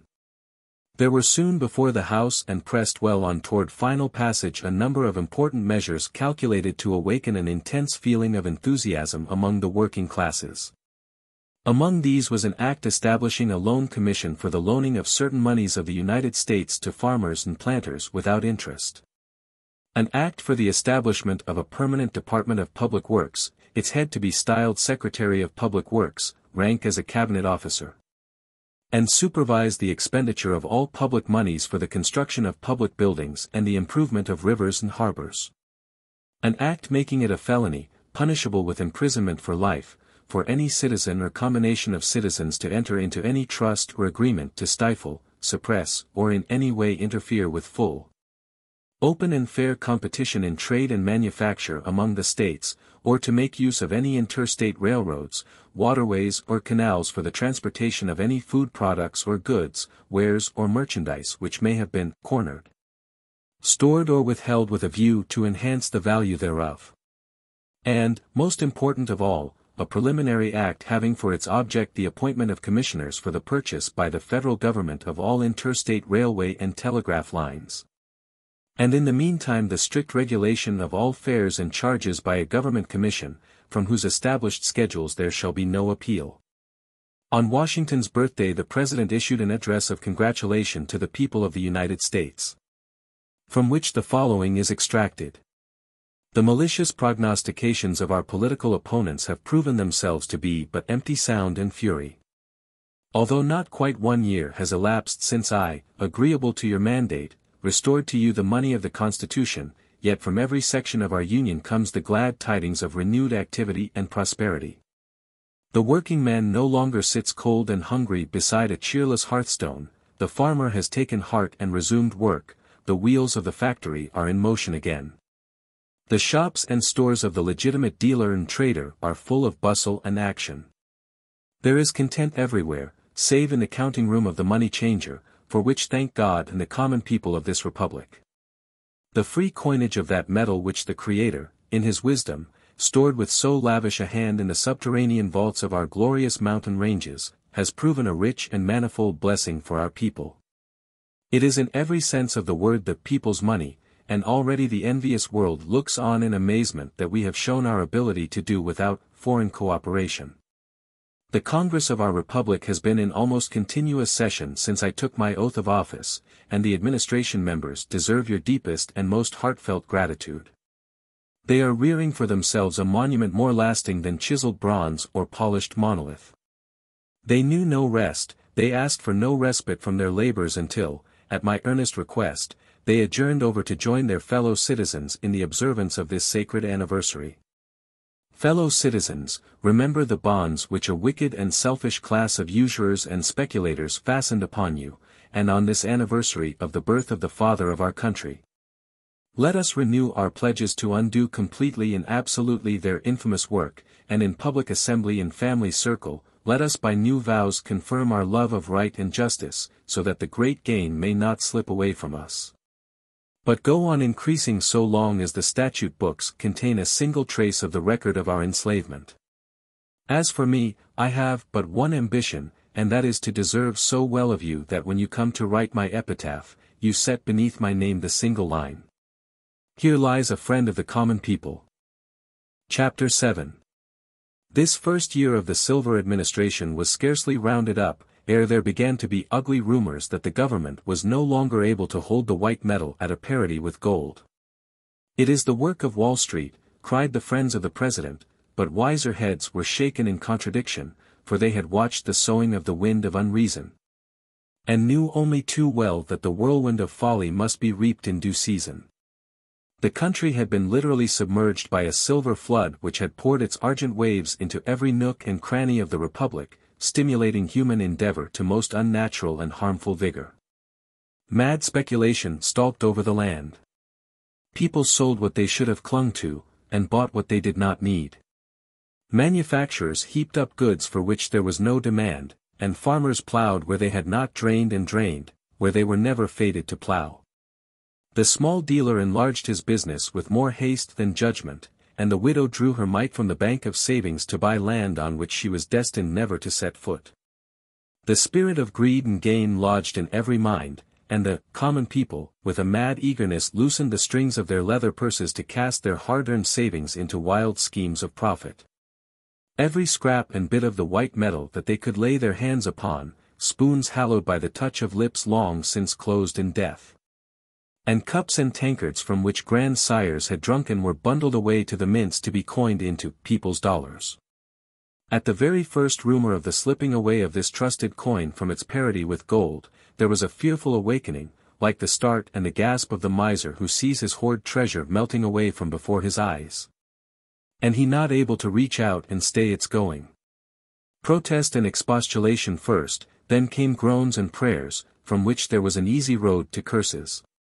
The working man threw off his cap and apron to rush upon the public square, and demand his rights. Mobs ran together, processions formed, deputations hurried off to Washington, not on foot like the Coxey army, but on the swift wings of the limited express. The common people were admitted to the bar of the House, their plaints patiently listened to, and reparation promised. Bills for increased revenue were hurriedly introduced, and new taxes were loaded upon the broad shoulders of the millionaires of the nation. Taxes on checks, taxes on certificates of incorporation, taxes on deeds and mortgages, taxes on pleasure yachts, taxes on private parks and plaisaunces, taxes on wills of all property above $5,000 in value. Taxes on all gifts of realty for and in consideration of natural love and affection, taxes on all passage tickets to foreign lands, and double taxes on the estates of all absentees on and after the lapse of 6 months. There was a doubling up too of the tariff on all important luxuries, for as was said on the floor of Congress, if the silks and satins of American looms and the wines and tobacco of native growth, are not good enough for my Lord of Wall Street, let him pay the difference and thank heaven that he can get them at that price. To quiet the murmurs of the good people of the land, additional millions were placed to the credit of the Department of Public Works, and harbors were dredged out in 1 month only to fill up in the next. And new systems of improvement of interstate waterways were entered upon on a scale of magnitude hitherto undreamt of. The commissioners for the distribution of public moneys to farmers so impoverished as to be unable to work their lands, were kept busy in placing PEFR loans, where the need of them seemed to be the greatest. And to put a stop to the nefarious doings of money changers and traders in the misfortunes of the people, a statute was enacted making it a felony punishable with imprisonment for life. For any person or corporate body to buy and sell government bonds or public funds, or deal in them with a view to draw gain or profit from their rise and fall in value. But try never so hard, the government found itself powerless to check the slow but steady decline in value of the people's dollar. By midsummer, it had fallen to 43 cents, and ere the fair Northland had wrapped itself, like a scornful beauty, in its autumn mantle of gold, the fondly trusted coin had sunk to exactly 1/3 of the value of a standard gold dollar. People carried baskets in their arms, filled with the now discredited coin, when they went abroad to pay a debt or make purchase of the necessaries of life. Huge sacks of the white metal were flung at the door of the mortgagee when discharge was sought for a few $1,000s. Men servants accompanied their mistresses upon shopping tours to carry the necessary funds, and leather pockets took the place of the old-time muslin ones in male habiliments. Lest the weight of the 15 coins required to make up a $5 gold piece should tear the thin stuff and spill $1 at every step. All day long in the large cities, huge trucks loaded with sacks of the coin rolled and rumbled over the pavement in the adjustment of the business balances of the day. The tradesman who called for his bill was met at the door with a coal scuttle or a nail keg filled with the needful amount, and on pay-day. The working man took his eldest boy with him to tote the stuff home, while he carried the usual bundle of firewood. And strange to say, this dollar, once so beloved by the common people, parted with its very nature of riches and lay in heaps unnoticed and unheeded on shelf or table. Until occasion arose to pay it out, which was done with a careless and contemptuous toss as if it were the iron money of the ancient Spartans, and Holy Writ for once at least was disproven and discredited, for the thief showed not the slightest inclination to break in and steal, where these treasures had been laid up on earth, although the discs of white metal might lie in full view on the table, like so many pewter platters or pieces of tinware. Men let debts run, rather than call for them, and barter and exchange came into vogue again, the good housewife calling on her neighbor for a loan of flour or meal, promising to return the same in sugar or dried fruit whenever the need might arise. And still the once magic discs of silver slipped slowly and silently downward, and ever downward in value and good name, until it almost seemed as if the people hated the very name of silver. Chapter 8. The fateful year of '99, upon its coming in, found the Republic of Washington in dire and dangerous straits. The commercial and industrial boom had spent its force, and now the frightful evils of a debased currency, coupled with demoralizing effects of rampant paternalism, were gradually strangling the land to death. Capital, ever timid and distrustful in such times, hid itself in safe deposit vaults, or fled to Europe. Labor, although really hard-pressed and lacking the very necessities of life, was loud-mouthed and defiant. Socialism and anarchism found willing ears into which to pour their burning words of hatred and malevolence, and the consequence was that serious rioting broke out in the larger cities of the north, often taxing the capacities of the local authorities to the utmost. It was bruited abroad that violent dissensions had arisen in the cabinet, the young president giving signs of a marked change of mind, and like many a man who has appealed to the darker passions of the human heart, he seemed almost ready to exclaim, "I stand alone. The spirits I have called up are no longer obedient to me. My country, oh, my country, how willingly would I give my life for thee, if by such a sacrifice I could restore thee to thy old-time prosperity." For the first he began to realize what an intense spirit of sectionalism had entered into this revolutionary propaganda. He spoke of his fears to none save to his wise and prudent helpmate. "I trust you, beloved," she whispered, as she pressed the broad, strong hands that held her enclasped. "Ay, dear one, but does my country," came in almost a groan from the lips of the youthful ruler. Most evident was it, that thus far the South had been the great gainer in this struggle for power. She had increased her strength in the Senate by 6 votes, she had regained her old-time prestige in the House. One of her most trusted sons was in the Speaker's chair, while another brilliant Southron led the administration forces on the floor. Born as she was for the brilliant exercise of intellectual vigor, the South was of that strain of blood which knows how to wear the kingly graces of power so as best to impress the common people. Many of the men of the North had been charmed and fascinated by this natural pomp and inborn demeanor of greatness and had yielded to it. Not a month had gone by that this now dominant section had not made some new demand upon the country at large. Early in the session, at its request, the internal revenue tax which had rested so long upon the tobacco crop of the South, and poured so many millions of revenue into the national treasury, was wiped from the statute books with but a feeble protest from the North. But now the country was thrown into a state bordering upon frenzy by a new demand, which, although couched in calm and decorous terms, nay, almost in the guise of a petition for long-delayed justice to hard-pressed and suffering brethren, had about it a suppressed, yet unmistakable tone of conscious power and imperiousness which well became the leader who spoke for that glorious Southland to which this Union owes so much of its greatness and its prestige.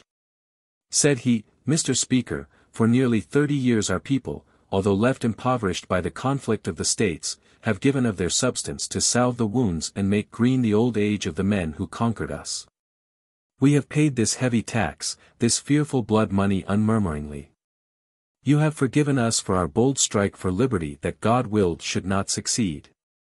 You have given us back our rights, opened the doors of these sacred halls to us, called us your brothers, but unlike noble Germany who was content to exact a lump sum from La Belle France, and then bid her go in peace and freedom from all further exactions, you have for nearly 30 years laid this humiliating war tax upon us, and thus forced us year in and year out to kiss the very hand that smote us. Are we human that we now cry out against it? Are we men that we feel no tingle in our veins after these long years of punishment for no greater crime than that we loved liberty better than the bonds of a confederation laid upon us by our fathers? We appeal to you as our brothers and our countrymen. Lift this infamous tax from our land, than which your great North is 10,000 times richer. Do one of 2 things, either take our aged and decrepit soldiers by the hand and bless their last days with pensions from the treasury of our common country, for they were only wrong in that their cause failed. Or remove this hated tax and make such restitution of this blood money as shall seem just and equitable to your soberer and better judgment. To say that this speech, of which the foregoing is but a brief extract, threw both houses of Congress into most violent disorder, but faintly describes its effect. Cries of treason! Treason! Went up. Blows were exchanged and hand-to-hand struggles took place in the galleries, followed by the flash of the dread bowie in the crack of the ready pistol. The Republic was shaken to its very foundations. Throughout the North there was but a repetition of the scenes that followed the firing upon Sumter. Public meetings were held, and resolutions passed calling upon the government to concentrate troops in and about Washington, and prepare for the suppression of a second rebellion. But gradually this outbreak of popular indignation lost some of its strength and virulence. For it was easy to comprehend that nothing would be gained at this stage of the matter by meeting a violent and unlawful demand with violence and unwise counsels. Besides, what was it anyway but the idle threat of a certain clique of unscrupulous politicians? The Republic stood upon too firm a foundation to be shaken by mere appeals to the passions of the hour. To commit treason against our country called for an overt act. What had it to dread from the mere oratorical flash of a passing storm of feeling? It is hard to say what the young president thought of these scenes in Congress. So pale had he grown of late that a little more of pallor would pass unnoted, but those who were wont to look upon his face in these troublous times report that in the short space of a few days the lines in his countenance deepened perceptibly. And that a firmer and stronger expression of will-power lurked in the corners of his wide mouth, overhung his square and massive chin, and accentuated the vibrations of his wide-open nostrils. He was under a terrible strain. When he had caught up the scepter of power, it seemed a mere bauble in his strong grasp, but now it had grown strangely heavy, and there was a mysterious pricking at his brow. As if that crown of thorns which he had not willed should be set upon the heads of others, were being pressed down with cruel hands upon his own. Chapter 9. When the last embers of the great conflagration of the rebellion had been smothered out with tears for the lost cause, a prophecy had gone up that the mighty North, rich with 100 great cities, and strong in the conscious power of its wide empire, would be the next to raise the standard of rebellion against the federal government. But that prophet was without honor in his own land, and none had paid heed to his seemingly wild words. Yet now, this same mighty North sat there in her grief and anxiety, with her face turned southward, and her ears strained to catch the whispers that were in the air. Had not the scepter of power passed from her hand forever? Was not the revolution complete? Were not the populists and their allies firmly seated in the halls of Congress? Had not the Supreme Court been rendered powerless for good by packing it with the most uncompromising adherents of the new political faith? Had not the very nature of the federal government undergone a change? Was not paternalism rampant? Was not socialism on the increase? Were there not everywhere evidences of an intense hatred of the North and a firm determination to throw the whole burden of taxation upon the shoulders of the rich man, in order that the surplus revenues of the government might be distributed among those who constitute the common people? How could this section of the Union ever hope to make head against the South, united, as it now was, with the rapidly growing states of the Northwest? Could the magnificent cities of the North content themselves to march at the tail of Tillman's and Pepper's chariots? Had not the South a firm hold of the Senate? Where was there a ray of hope that the North could ever again regain its lost power, and could it for a single moment think of entrusting its vast interests to the hands of a people differing with them on every important question of statecraft? Pledged to a policy that could not be otherwise than ruinous to the welfare of the grand commonwealths of the middle and eastern sections of the Union and their sister states this side of the Mississippi? It were madness to think of it. The plunge must be taken, the declaration must be made. There was no other alternative, save abject submission to the chieftains of the new dispensation, and the complete transformation of that vast social and political system vaguely called the North.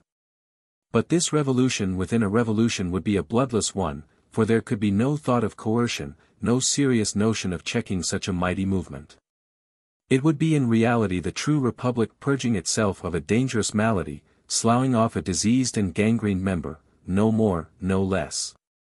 Already this mighty movement of withdrawals from the Wittenagemot of the Union was in the air. People spoke of it in a whisper, or with bated breath.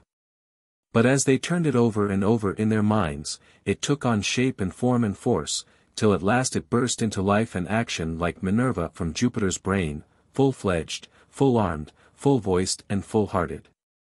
Really, why would it not be all for the best that this mighty empire, rapidly growing so vast and unwieldy as to be only with the greatest difficulty governable from a single center, should be split into 3 parts, eastern, southern and western.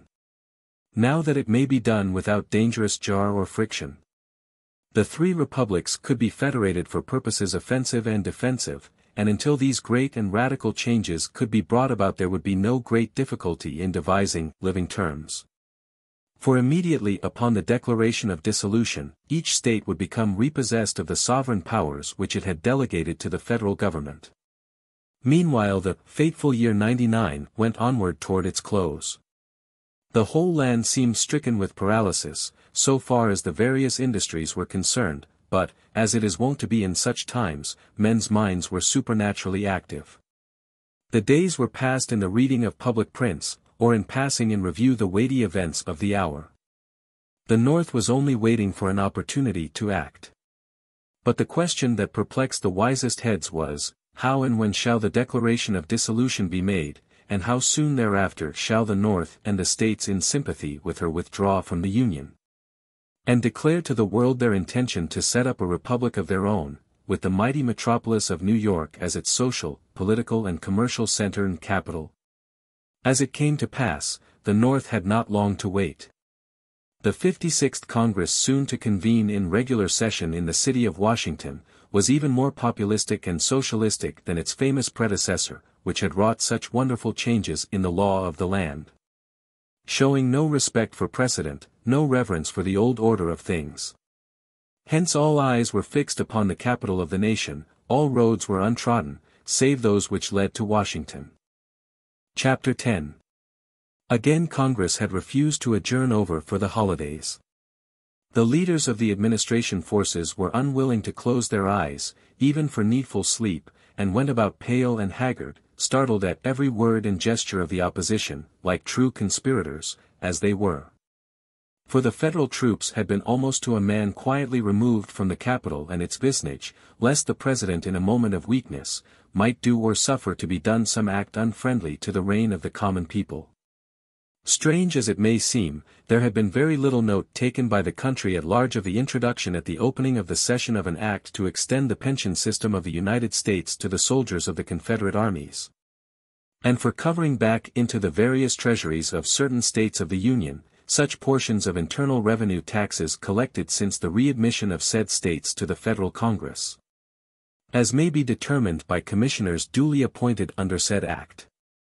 Was it the calm of despair, the stolidity of desperation, or the cool and restrained energy of a noble and refined courage?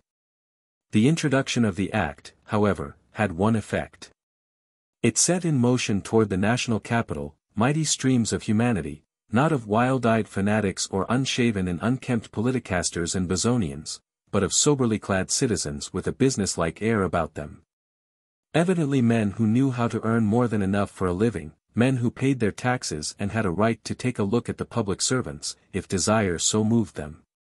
But very plain was it that the mightier stream flowed in from the south, and those who remembered the capital in antebellum days, smiled at the old familiar sight, the clean-shaven faces, the long hair thrown carelessly back under the broad-brim felts, the half-unbuttoned waistcoats and turned-down collars, the small feet and neatly fitting boots, the springy loping pace, the soft Negroese intonation, the long fragrant cheroot. It was easy to pick out the man from the Northland, well-clad and well-groomed, as careful of his linen as a woman, prim and trim, disdainful of the picturesque felts, ever crowned with the ceremonious derby, the man of affairs, taking a business-like view of life, but wearing for the nonce a worried look and drawing ever and anon a deep breath. The black man, ever at the heels of his white brother, set to rule over him by an inscrutable decree of nature, came forth too in thousands, chatting and laughing gaily, careless of the why or wherefore of his white brother's deep concern, and powerless to comprehend it had he so desired. Every hour now added to the throng. The broad avenues were none too broad. The excitement increased. Men talked louder and louder, women and children disappeared almost completely from the streets. The southern element drew more and more apart in knots and groups by itself. Men threw themselves upon their beds to catch a few hours' sleep, but without undressing, as if they were expecting the happening of some portentous event at any moment, the event of their lives, and dreaded the thought of being a moment late. If all went well, the bill would come up for final passage on Saturday, the 30th day of the month, but so fierce was the battle raged against it, and so frequent the interruptions by the contumacy both of members and of the various cliques crowding the galleries to suffocation, that little or no progress could be made. The leaders of the administration forces saw midnight drawing near with no prospect of attaining their object before the coming in of Sunday, on which the House had never been known to sit. An adjournment over to Monday of the new year might be fatal, for who could tell what unforeseen force might not break up their solid ranks and throw them into confusion. They must rise equal to the occasion. A motion was made to suspend the rules, and to remain in continuous session until the business before the House was completed. Cries of "unprecedented," "revolutionary," "monstrous," came from the opposition, but all to no purpose. The House settled down to its work with such a grim determination to conquer that the Republican minority fairly quailed before it. Food and drink were brought to the members in their seats. They ate, drank and slept at their posts, like soldiers determined not to be ambushed or stampeded. It was a strange sight, and yet an impressive one withal, a great party struggling for long-deferred rights, freemen jealous of their liberties, bound together with the steel hooks of determination that only death might break asunder. Sunday came in at last, and still the struggle went on. "The people know no days when their liberties are at stake," cried the leader of the House. The Sabbath was made for man and not man for the Sabbath. Many of the speeches delivered on that famous Sunday sounded more like the lamentations of a Jeremiah, the earnest and burning utterances of a Paul, or the scholarly and well-rounded periods of an Apollos. The weary hours were lightened by the singing of hymns by the Southern members, most of them good Methodists, in which their friends and sympathizers in the galleries joined full-throated and fuller-hearted. While at times, clear, resonant and in perfect unison, the voices of the staunch men of the North broke in and drowned out the religious song with the majestic and soul-stirring measures of "John Brown's Body," the "Glory, Glory Hallelujah," of which seemed to hush the tumult of the chamber like a weird chant of some invisible chorus breaking in upon the fierce rioting of a Belshazzar's feast. Somewhat after 11 o'clock, an ominous silence sank upon the opposing camps. The Republican leaders could be seen conferring together nervously. It was a sacred hour of night, thrice sacred for the great Republic. Not only a new year, but a new century was about to break upon the world. A strange hush crept over the turbulent House, and its still more turbulent galleries. The Republican leader rose to his feet. His voice sounded cold and hollow. Strong men shivered as they listened. "Mr. Speaker, we have done our duty to our country, we have nothing more to say, no more blows to strike. We cannot stand here within the sacred precincts of this chamber, and see our rights as freemen trampled beneath the feet of the majority. We have striven to prevent the downfall of the Republic, like men sworn to battle against wrong and tyranny, but there comes a time when blank despair seizes upon the hearts of those who struggle against overwhelming odds. That hour has sounded for us. We believe our people, the great and generous people of the North, will cry unto us, 'Well done, good and faithful servants.' If we do wrong, let them condemn us. We, every man of U.S., Mr. Speaker, have but this moment sworn not to stand within this chamber and witness the passage of this act. Therefore we go." "Not so, my countrymen," cried a clear metallic far-reaching voice that sounded through the chamber with an almost supernatural ring in it. In an instant, every head was turned and 1,000 voices burst out with suppressed force. "The President! The President!" In truth, it was he, standing at the bar of the House, wearing the visage of death rather than of life. The next instant the House and galleries burst into a deafening clamor which rolled up and back in mighty waves that shook the very walls. There was no stilling it. Again and again it burst forth, the mingling of 10,000 words, howling, rumbling and groaning like the warring elements of nature. Several times the President stretched forth his great white hands appealing for silence. While the dew of mingled dread and anguish beaded on his brow and trickled down his cheeks in liquid supplication that his people might either slay him or listen to him. The tumult stilled its fury for a moment, and he could be heard saying brokenly, "My countrymen, oh, my countrymen." But the quick sharp sound of the gavel cut him short. "The president must withdraw," said the speaker, calmly and coldly, "his presence here is a menace to our free deliberation." Again the tumult set up its deafening roar, while a look of almost horror overspread the countenance of the chief magistrate. Once more his great white hands went heavenward, pleading for silence with such a mute majesty of supplication, that silence fell upon the immense assemblage, and his lips moved not in vain. "Gentlemen of the House of Representatives, I stand here upon my just and lawful right as President of the Republic, to give you information of the state of the Union. I have summoned the Honorable the Senate, to meet me in this chamber. I call upon you to calm your passions, and give ear to me as your oath of office sets the sacred obligation upon you." There was a tone of godlike authority in these few words, almost divine enough to make the winds obey and still the tempestuous sea. In deepest silence, and with a certain show of rude and native grandeur of bearing, the senators made their entrance into the chamber, the members of the House rising, and the Speaker advancing to meet the Vice President. The spectacle was grand and moving. Tears gathered in eyes long unused to them, and at an almost imperceptible nod of the President's head, the chaplain raised his voice in prayer. He prayed in accents that were so gentle and so persuasive, they must have turned the hardest heart to blessed thoughts of peace and love and fraternity and union. And then again all eyes were fixed with intensest strain upon the face of the President. "Gentlemen of the House of Representatives, this measure upon which you are now deliberating." With a sudden blow that startled every living soul within its hearing, the Speaker's gavel fell. "The President," said he with a superb dignity that called down from the galleries a burst of deafening applause, "must not make reference to pending legislation. The Constitution guarantees him the right from time to time to give to the Congress information of the Union. He must keep himself strictly within the lines of this constitutional limit, or withdraw from the bar of the House."